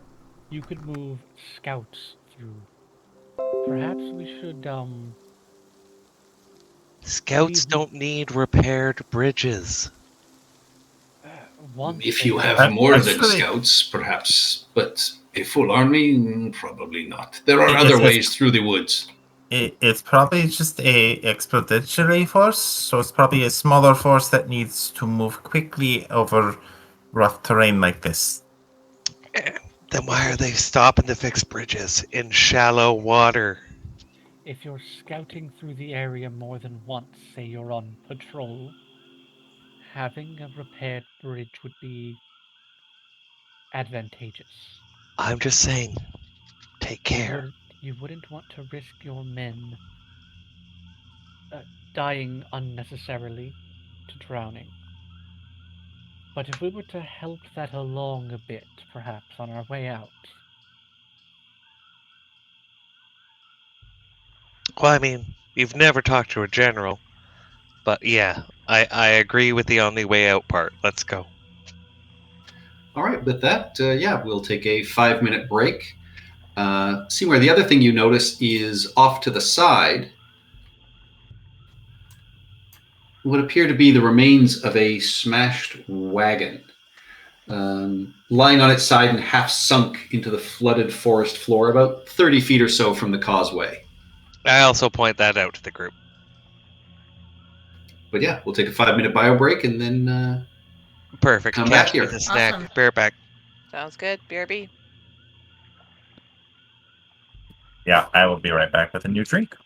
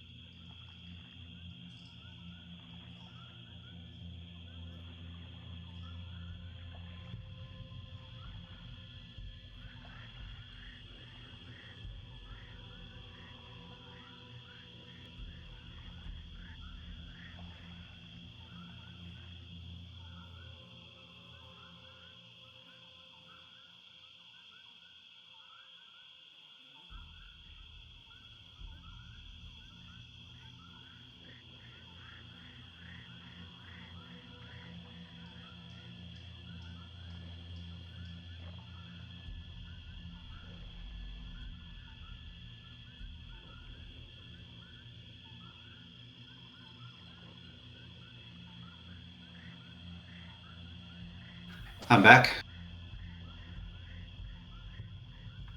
Yellow.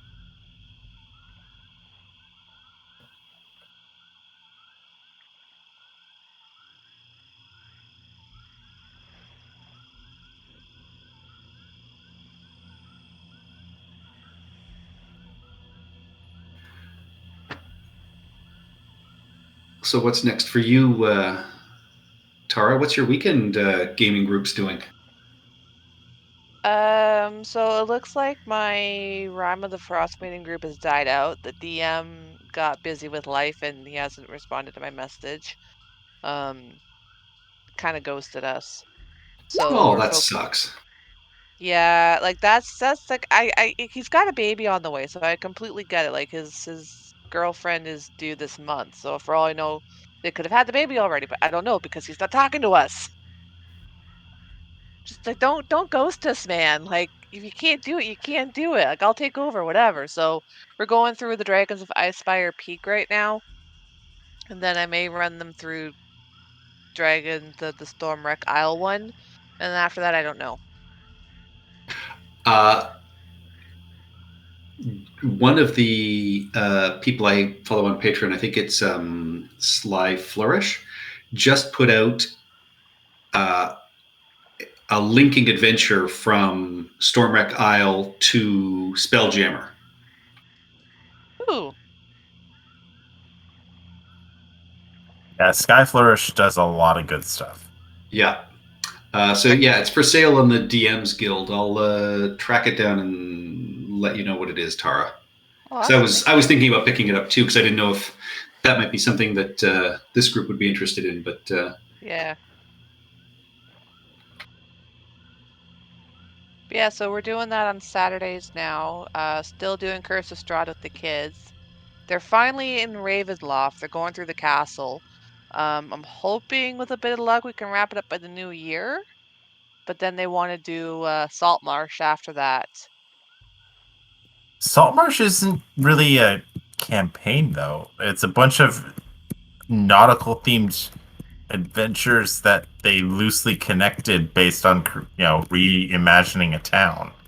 Oh no, I get that, but like I just when it's there, because like I'm trying to do it like, okay, you pick the theme and I'll pick the next campaign, so it's their turn to pick it. So I just gave them themes. This is like, pirates, demons, devils, giants, or elementals, and they chose pirates. So okay, Saltmarsh. Like I know it's not an actual like you campaign could run campaign, them it's a through Call from story. the Deep if you wanted.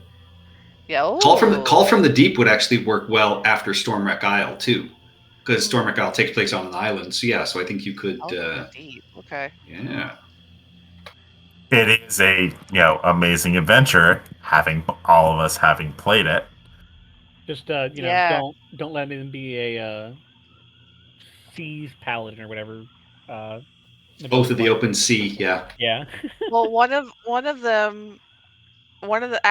the kids too, Harmony's boyfriend, he is absolutely in love with One Piece, the anime, and he wants me to run a One Piece campaign. He's like, I will get you all the interesting. supplemental materials you need. I need you to run this for me. And he actually wants to play a Hadozi character and like wield a sword in each hand and like a dagger in his tail. I was like, oh, we'll talk about that. Yeah. That is interesting. And I was like, you know what, bro, you get me the stuff I need to run it. I will run it for you if the group wants to run it. All I mean, it's right. basically pirates on a treasure quest. So Yeah. yeah, Yeah. Isn't One Piece is one of those animes that just like the power level just went up and up and up and up as the Dragon series Yeah. Ball went on. Z. yeah. Yeah. Worse than Dragon Ball Z, I think. Yeah, but apparently there is stuff out there to do a One Piece D&D campaign, and I'm like, bro, you get me because like I'm not passionate about this. Like I have no problem doing it for you, but like you're the one with the passion for it, so you get me what I need to do it, and I will do it for you. Because you'll know what to look for. You'll know what is and what isn't a part of the show and all that stuff. Like you'll know what it needs, and I'll just make it work. Who likes One Yes. Piece? My sister's boyfriend I One just got Piece. notice. and Yu-Gi-Oh are his big things. Ooh. Yeah, Yu-Gi-Oh. those are old school. Yep. I just got notice that on Drive-Thru RPG, the Avatar: The Last Airbender RPG set has been released, and its Interesting. campaign guide, which is I forget what the name of the giant owl is. Oh, I know what from you the mean. library. But Yeah, I can't remember Yeah, its I know. name. it's his campaign guide, so it's an interesting in-world reference. All right, but if everybody's back, Yep. we will continue your journey through this boggy, marshy area in the lowlands of this forest. So yeah, you have seen that this causeway has been recently repaired, but there is a broken wagon off, half sunk in the flooded forest. We John, can send Index to look. I have a question for you. For who? For sure. Yes.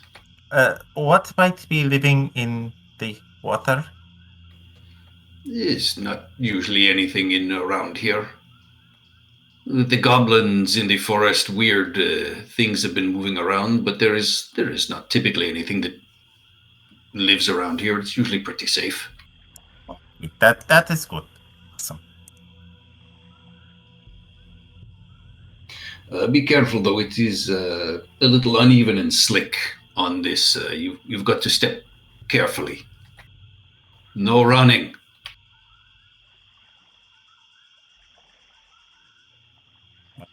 Okay. Yeah, I will wait with bated breath to see what Index might find in the cart, and offer the ability to use Alter Self to gain aquatic adaptation if we want to go and loot it. All right. And Index goes invisible. Yeah. You can see that in the bog, the occasional sort of glint of metal. You can see what appears to be the bodies of goblins and hobgoblins under the water beneath Index's feet. And it appears to be, it is dark black water. So you're just barely getting glimpses of this. Give me a perception check as you make your way over to the wagon itself. All right, and Seymour will be relaying that to them. I didn't say I was in his eyes, so it'll be Index's perception, not so good.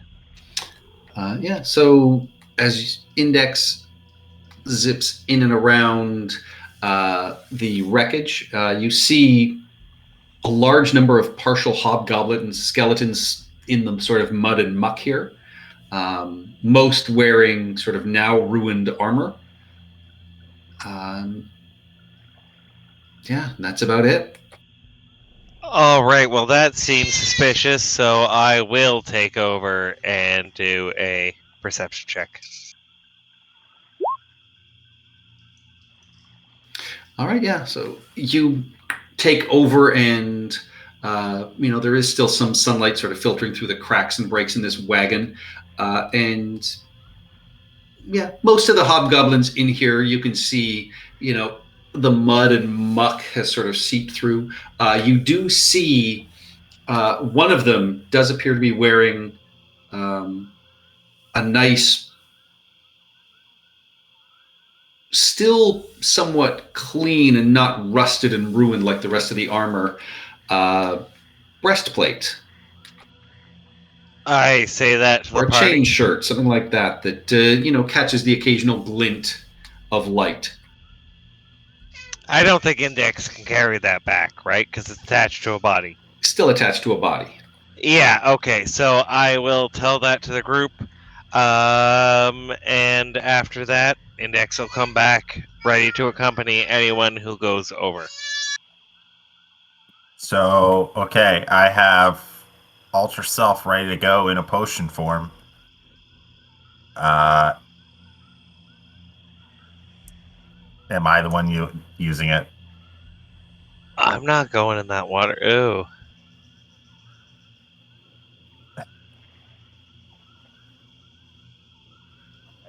I will. I am not paid to get in the muck yet. I will move over here.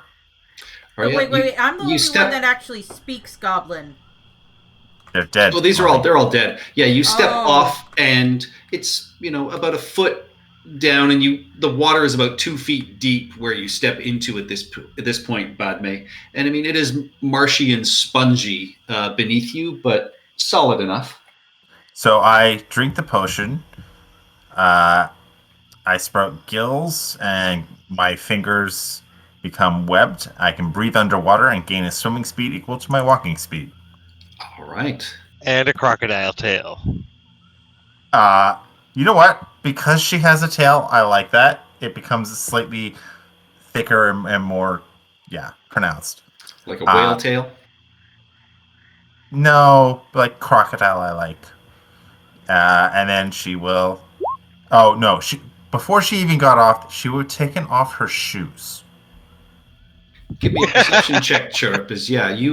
You look across, and the water appears dark and still. You don't notice anything. Yet. Well, no, you hear the sound of insects. You catch a couple of frogs jumping and leaping, but yeah, no signs of any other habitation. I am I'm going just to. going to chill here and keep an eye out in case anything does come up. So let me know if I need to roll any more perceptions. So All right. before I jump into the water and start splashing about, I am going to pull out my magical tinkering light ball. I am going to give it to Index and ask that it be dropped in the water around the cart. All right. So Yeah. it gives off very little light. Where is it here? But Index is invisible, so it kind of grasps it, and you see the little orb floating in the air, and it flies over to the wagon. Where do you want it put? It literally just here would do. Just next to it in the water. It emits 5 feet of bright light, 5 feet of dim light, and so if anything is going to possibly attack, light would probably trigger something. If not, Right. movement will. And and Index drops it from a good, let's say, 10 feet above the water.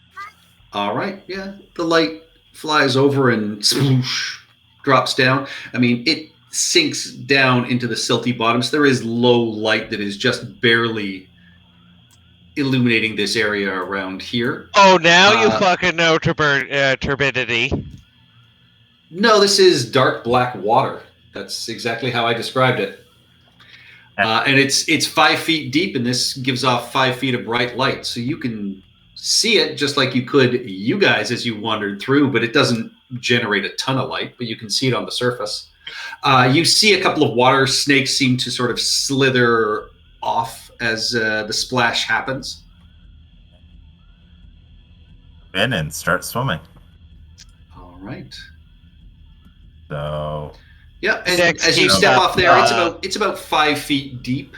You splash in, you head over into the waterway. You do see, as you get closer, what appears to be a snake head and neck sort of coiled in the moss by the wagon that, retreats as you kind of swim up. So I will dive under. I assume I still have buoyancy, so I'm probably going to be bracing myself against this cart to try and remove any gear that's worth salvaging. All right. Yeah, you can give me an investigation check as you duck underneath this wagon. There is a bit of an air pocket, so you can pop up and I can breathe underwater. Yeah, but you can use your light above to kind of look around as well. And Index, there's room underneath for him to zip around as well.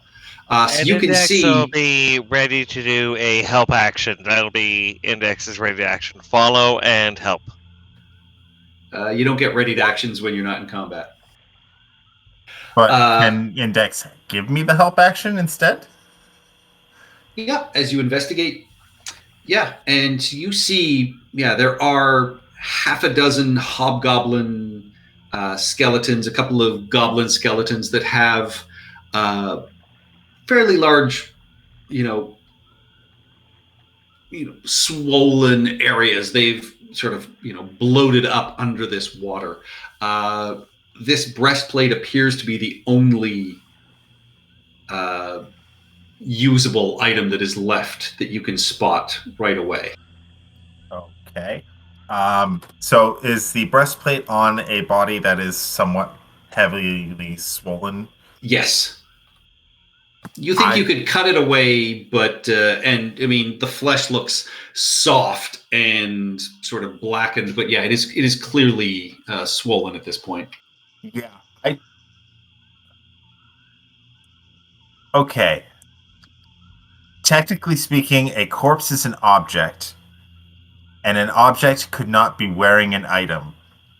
So, DM's fiat here. If I cast Enlarge Reduce and reduce the corpse, would the armor remain same size and thus be able to be just plucked out?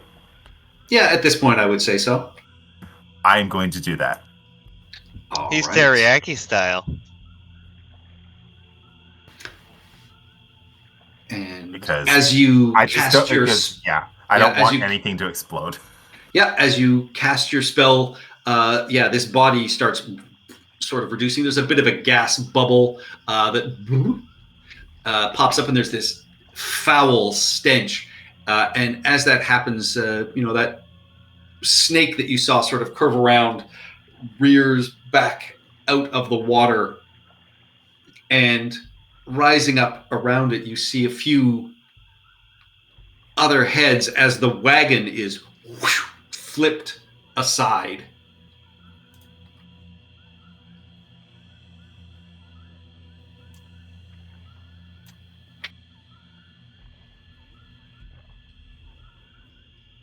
So you guys would have been there. And all of you see as now multiple heads rear up out of this deep, black, brackish water. So that's 2 for 2 falling for the wagon. I mean, well, you have to fall for the FYI. wagon. Yeah. And it is time to roll initiative, please. I mean, realistically, we would have fallen for the wagon even if we didn't know the wagon. If we didn't know the wagon was a trap. I mean, Okay, if we did this a third time, we'd still fall for the wagon. Realistically, that armor screams it's a magical item. Yeah. And yeah, because we're greedy as fuck. You are all surprised as this happens, as it rolls a 23 on its stealth. Christ. Yeah, but it rolled a third. No, that's the imp. Let's see if I actually stay in initiative this time. Wait, what did Sheriff roll? And what did it roll? 23-17 for Chirp. No, what it did not roll. What did it roll? No, he said it was like a 23, right? It's a 12. That was for stealth. Rolled a 12 for initiative. Oh, sorry. I thought. Oh, okay, never mind.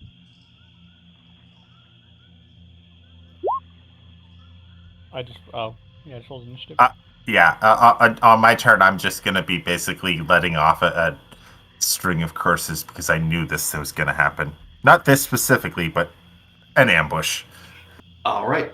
So Chirp, you are surprised. Badman is surprised.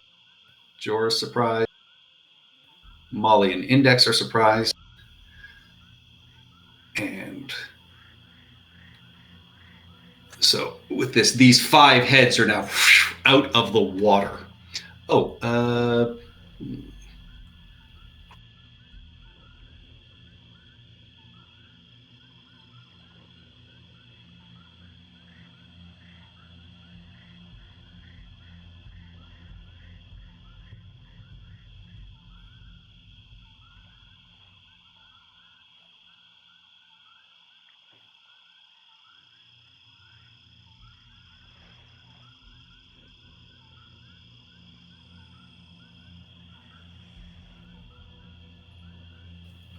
right. And around you, Badme, you see a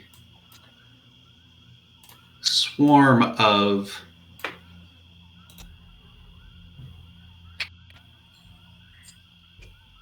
quippers sort of appear in the water and start swimming around.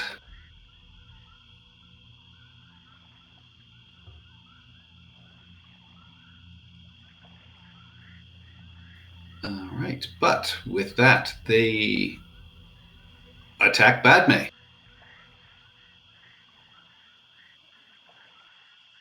That is a 20 to hit for 8 piercing. That is a 13, which misses. That is a 19 to hit for 10 piercing damage.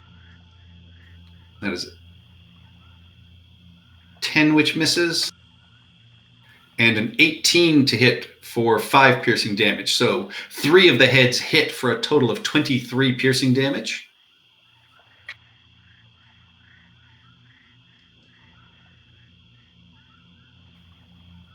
Julius is surprised. Karen is surprised.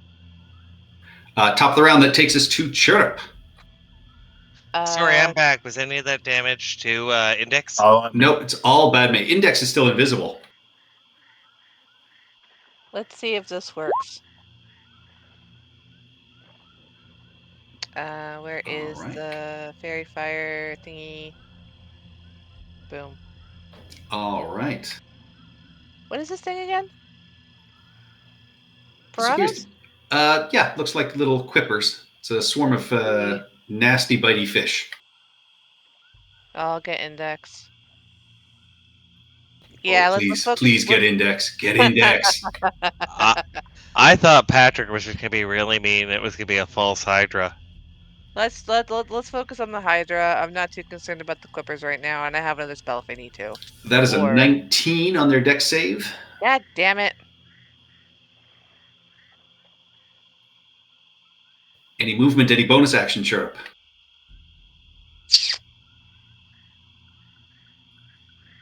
So this thing is 2 feet above the water or above the ground here?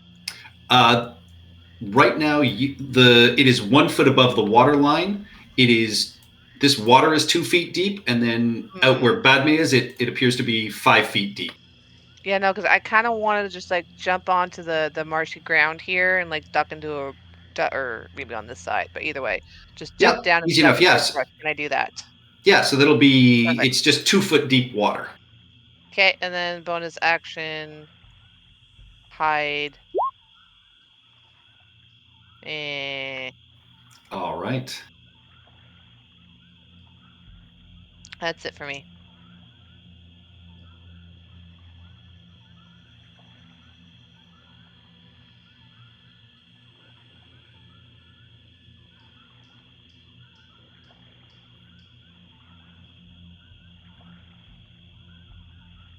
You're going to hate me so much. Opening up under your feet, Chirrup, is God damn it! A quicksand pit. And roll me a d4, please. Let me guess the one number I didn't want to get.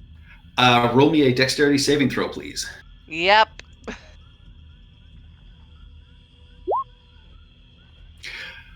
You are able to scramble backwards, and you do not start sinking into this pit, but you get the sense that, I mean, you don't move away from it, but at the start of your next turn, you're going to have to, you're going to start sinking, but you don't sink right now.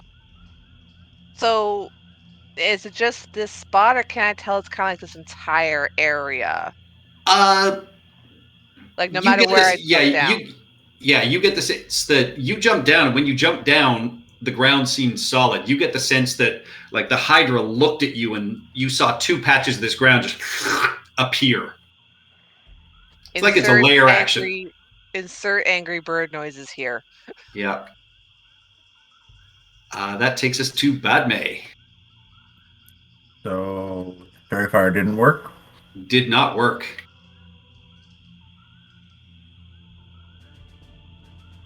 All right. Well, I'm going to move forward.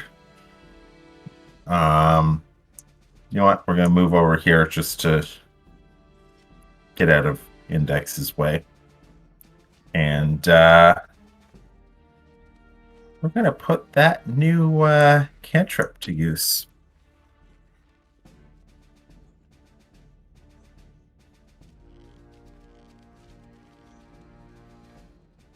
So I am going to utilize my action to cast Primal Savagery.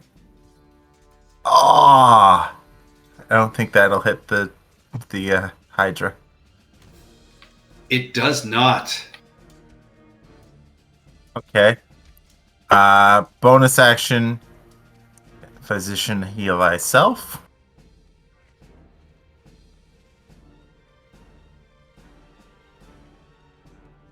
It's decent. That is my turn. All right, the Quippers move in and enter your space and attack. Yeah. That is a 19 to hit for 11 piercing damage. Takes us to Jor. Oh, crap, and one of his arrows hits for 5 piercing damage. And actually, no, he will stay there, and he's going to lean out a hand to you, Churup. That takes us to Molly. Okay, now that I can see these sand pits in front of me, I can avoid them, right? So if I went here, I wouldn't be in the sand trap. Correct. This is difficult terrain as you splash down in it. It is now 2 feet deep of black, silty, dark water. That's fine. It gets me close enough to do a healing word to Badme. 7. Not bad. Mine was better.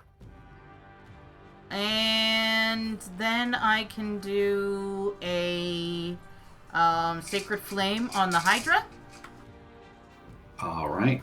I should ask, is Badme under the water still, or is he broken the surface? She is currently... She's partially broken the surface. Her head is, forehead up, is emerged from the water, but below that, she's under the surface. That is a 4 on the Sacred Flame. Roll your damage. A little premature. Sorry. And then, as a free action, can I offer a hand to Churup? Sure. Yep. So both Molly and Jor have offered Churup a hand. Chirp That takes takes us all to- the help he can get. Yeah, that takes us to Index. Help action Badme. So I guess All right. on the swarm that's surrounding her. Okay. That takes us back to the Hydra.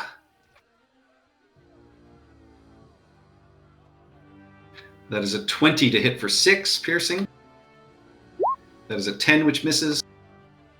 That is a critical hit for... Hang on. 18 piercing damage. So total... So far, a total of 24. That is an 18 to hit for another 11 piercing damage. unconscious.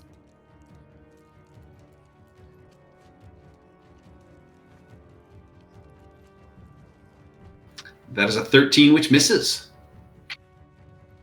Technically, I'd be prone. Yeah, still a 13. Oh, wow. Yeah. But you see it drag Badme's body under the water as it sinks down. But she can breathe. She can breathe.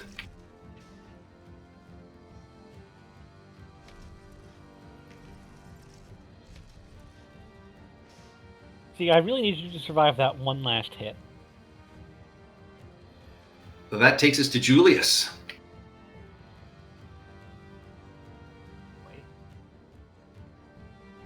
So I know vaguely, assuming that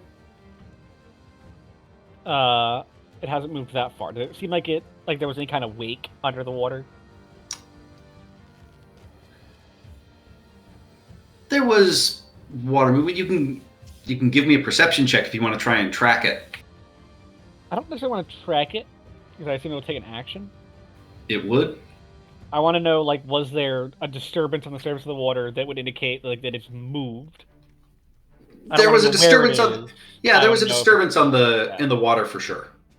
So it's probably not where it was anymore. Presumably. That's a real problem.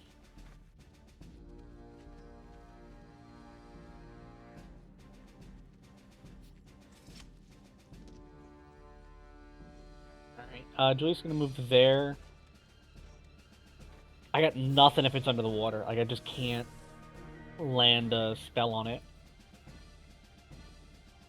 I don't want to just ready action firebolt. But I was really hoping to Nether's Mischief it once it was my turn.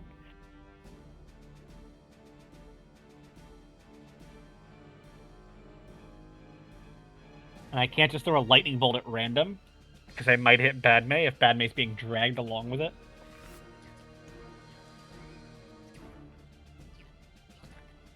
So I guess I am just going to ready action Firebolt.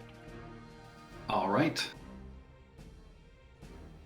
Karen. See, that also takes away Karen's ability, which was to help action. Karen's going to scan the water for the for any sign of Badme or the Hydra. All right, give me a perception check. Like 30 feet up. Roll 20 while you like this. Hang on.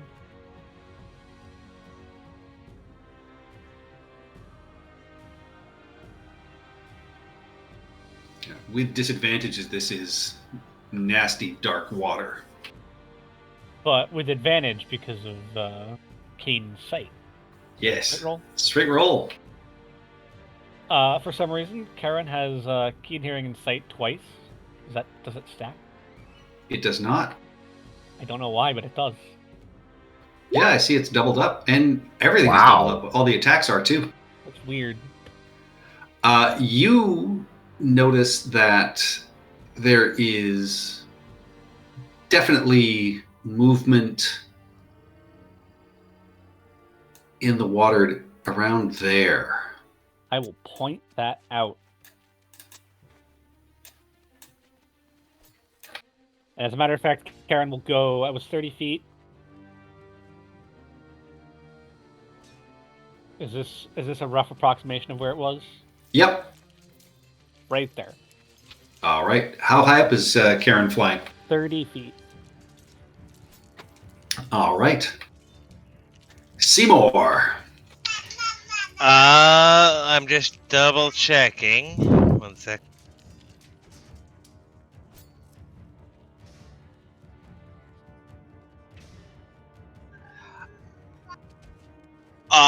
Okay, so here's a fun fact. I don't have to see it to shoot it. A creature within range. Is it within 120 feet? It is. Oh, well, then I can't hex it, unfortunately. But I can...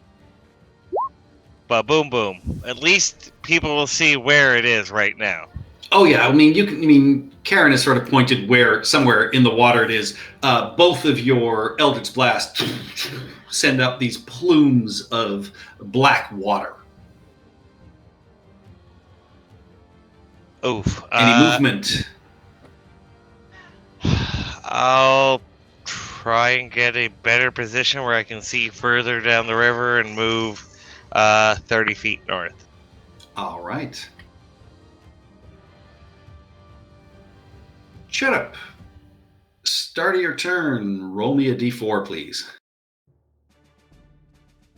Oh dear. Alright, D4. You sink 2 feet down into this quicksand pit. So you are now, sinking down. How tall are you?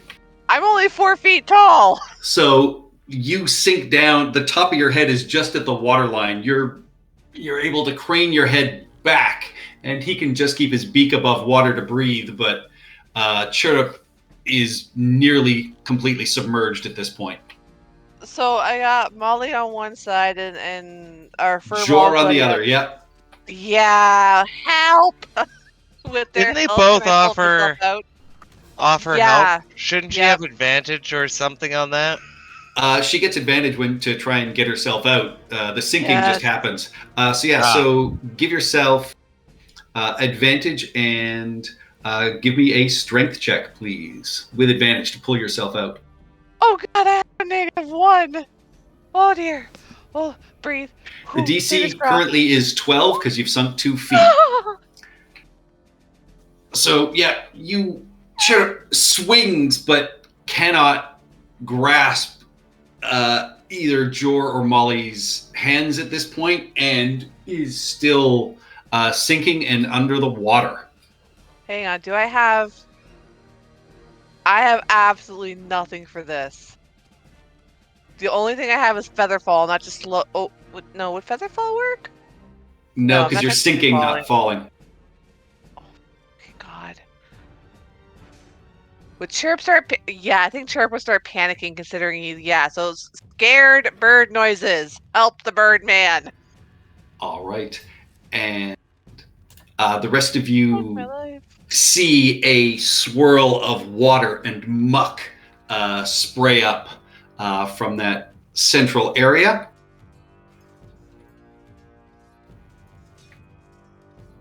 Jor is going to then step into that water and grab Chirrup and attempt a strength check to pull you out. He's not exactly strong, but his DC is lower to pull you out. That is, his DC is 7. Save me, Jor.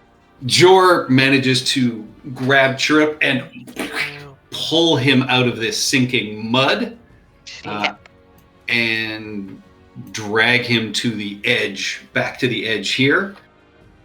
That takes us to Molly. Can I use my... Oh, God, Badmay's in a very, very bad place. But you can't see Batman. Yes. It's taken. And See Badmay, though. Shit. Worse news. The Quippers disappear underwater. Shit. I see no bad guys. We've been shooting over here. Yeah, you see a massive plume of water has appeared and mud kind of sprayed up there, but you haven't seen anything come. These Quippers, you can see, look like they swam and disappeared somewhere towards the wagon, but they are no longer above water. I'm going to Sacred Flame where the plume is. All right. And then I'm also going to just try and move my way on out of here. Yeah. 10. Your radiant energy blasts down, spraying the sort of water. Doesn't seem to have any effect. Thanks. It's not your fault. Takes us to Index. Alright, so the Quippers have retreated here. Retreated or gone towards something? Oh, how would Index know? Would that be a... Index saw the move. Index would have to go under the water and take a look. And my fly speed doesn't work underwater. Correct. Just checking my beast form I never use. No, because it's just rat, raven, or spider. That's a spider farm? Yes. It's gonna head over here. You said it was about here, right? Where the plume was? Yep. And it can't see it in all the muddy water, Correct. no matter how much light it's producing. So, It's not currently producing any light. shush. I can't attack it, I don't think, so I will act as a marker. So we'll do a perception check to try and follow it if it moves. All right.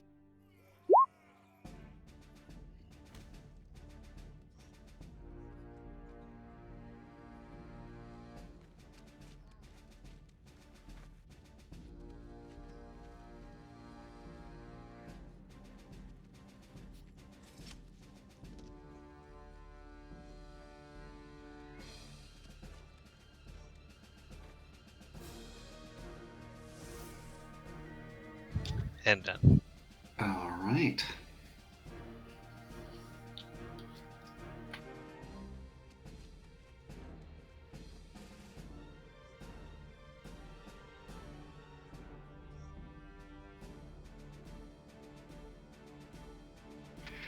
You see it come out of the water coated in this dark water and mud, and it seems to slither across the land as it does so. Julius, your firebolt will go off. Okay. Currently closer than I'd like it to be. Index follow it to get the help action or no? No, Index was standing there to mark it. Oh, right, yeah.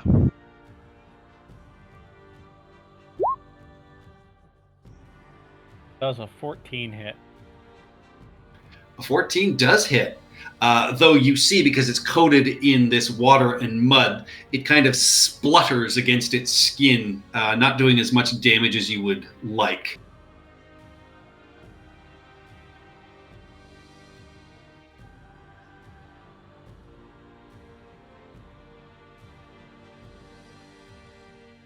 And then its 5 heads lash out. So that is going to be an attack against Seymour. That is a 14 to hit for 12 piercing damage. That hits. Against Julius. That is an 8, which does not hit. Sorry, how much damage was that? 12. 12. Perfect. 1 for Jor.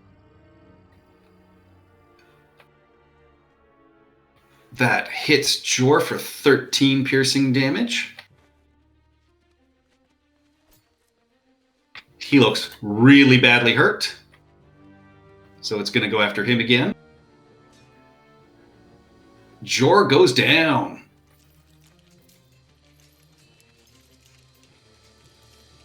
And evens, this is going to be Cherub. Odds, it's going to be Molly. So coming up, Molly. That is a 19 to hit for 13 piercing damage. All right. But we don't see any Badme with this person. Correct.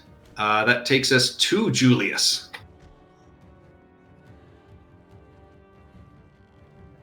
No better time to use this, I suppose. And Julius is gonna point his fingers at this thing and lightning bolt. All Holy right. shit. Just arced up so that it's hitting the Hydra, but Yep. not the tree line behind it. Actually, do I think if I pointed down to where like the Hydra's meeting the water, that it would maybe do more? You don't think it would do more. You also were, if it did more, it might electrify Badme. Oh, yeah, good point. Yep, angled up. All right. Yep. Julius, drawing forth reserves of energy you haven't seen before, starts to crackle with energy and releases it. Ooh, good damage. That is a 20 on its save, so it takes 17 lightning damage. It made a 20 dex save. It did. It's 3 by 3. It rolled a 19.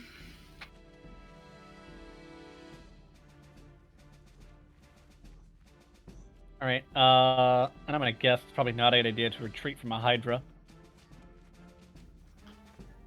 Retreat. So, Run. Run. Flee, you fools. I will hang out here.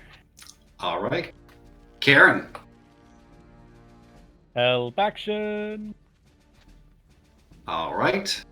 Seymour, you've just seen Karen swing around and annoy a couple of these heads. All right, so I'm going to bonus action hex. Let's do strength because it's probably more strength than dex. Okay. So first hit That hits. and hex damage, and second hit. Oof. Roll me a D100, please. Yes, please. Alright. Oh. Man, Nazis ruined that number, didn't they?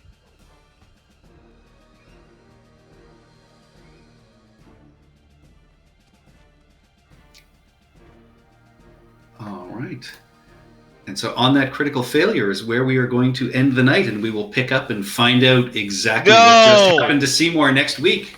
No! Dead No! man. Everyone picked up a diamond, correct? We bought at least one or two. I bought one for Seymour. No, that was last night. Shit. That's the wrong campaign. Yeah, it was last night. No, Well. I'm pretty sure we bought it before we went on this adventure. That was last night. We Oh, bought dear. at least one. I mean, if we look at the party loot and our inventories, because I assume anybody would have put it there. I have one in my inventory. But everyone else got their own, right? No, I don't think so. Mm-mm. No. nobody said to. I'm broke. I've No, got, I only I've have been one cut off. gem in I my don't have any inventory. money. I've got 38 gold in my name. Alright. Yeah, Seymour pulls out his pockets. I don't have any money, and just gold and alcohol. Just boom, boom. I have a pimp mobile. Stolen Pimp-mobile, he says under his breath. Alright, and with that, I am shutting off the stream. Have a nice night, everyone. Bye-bye. All Seymour's wealth is tied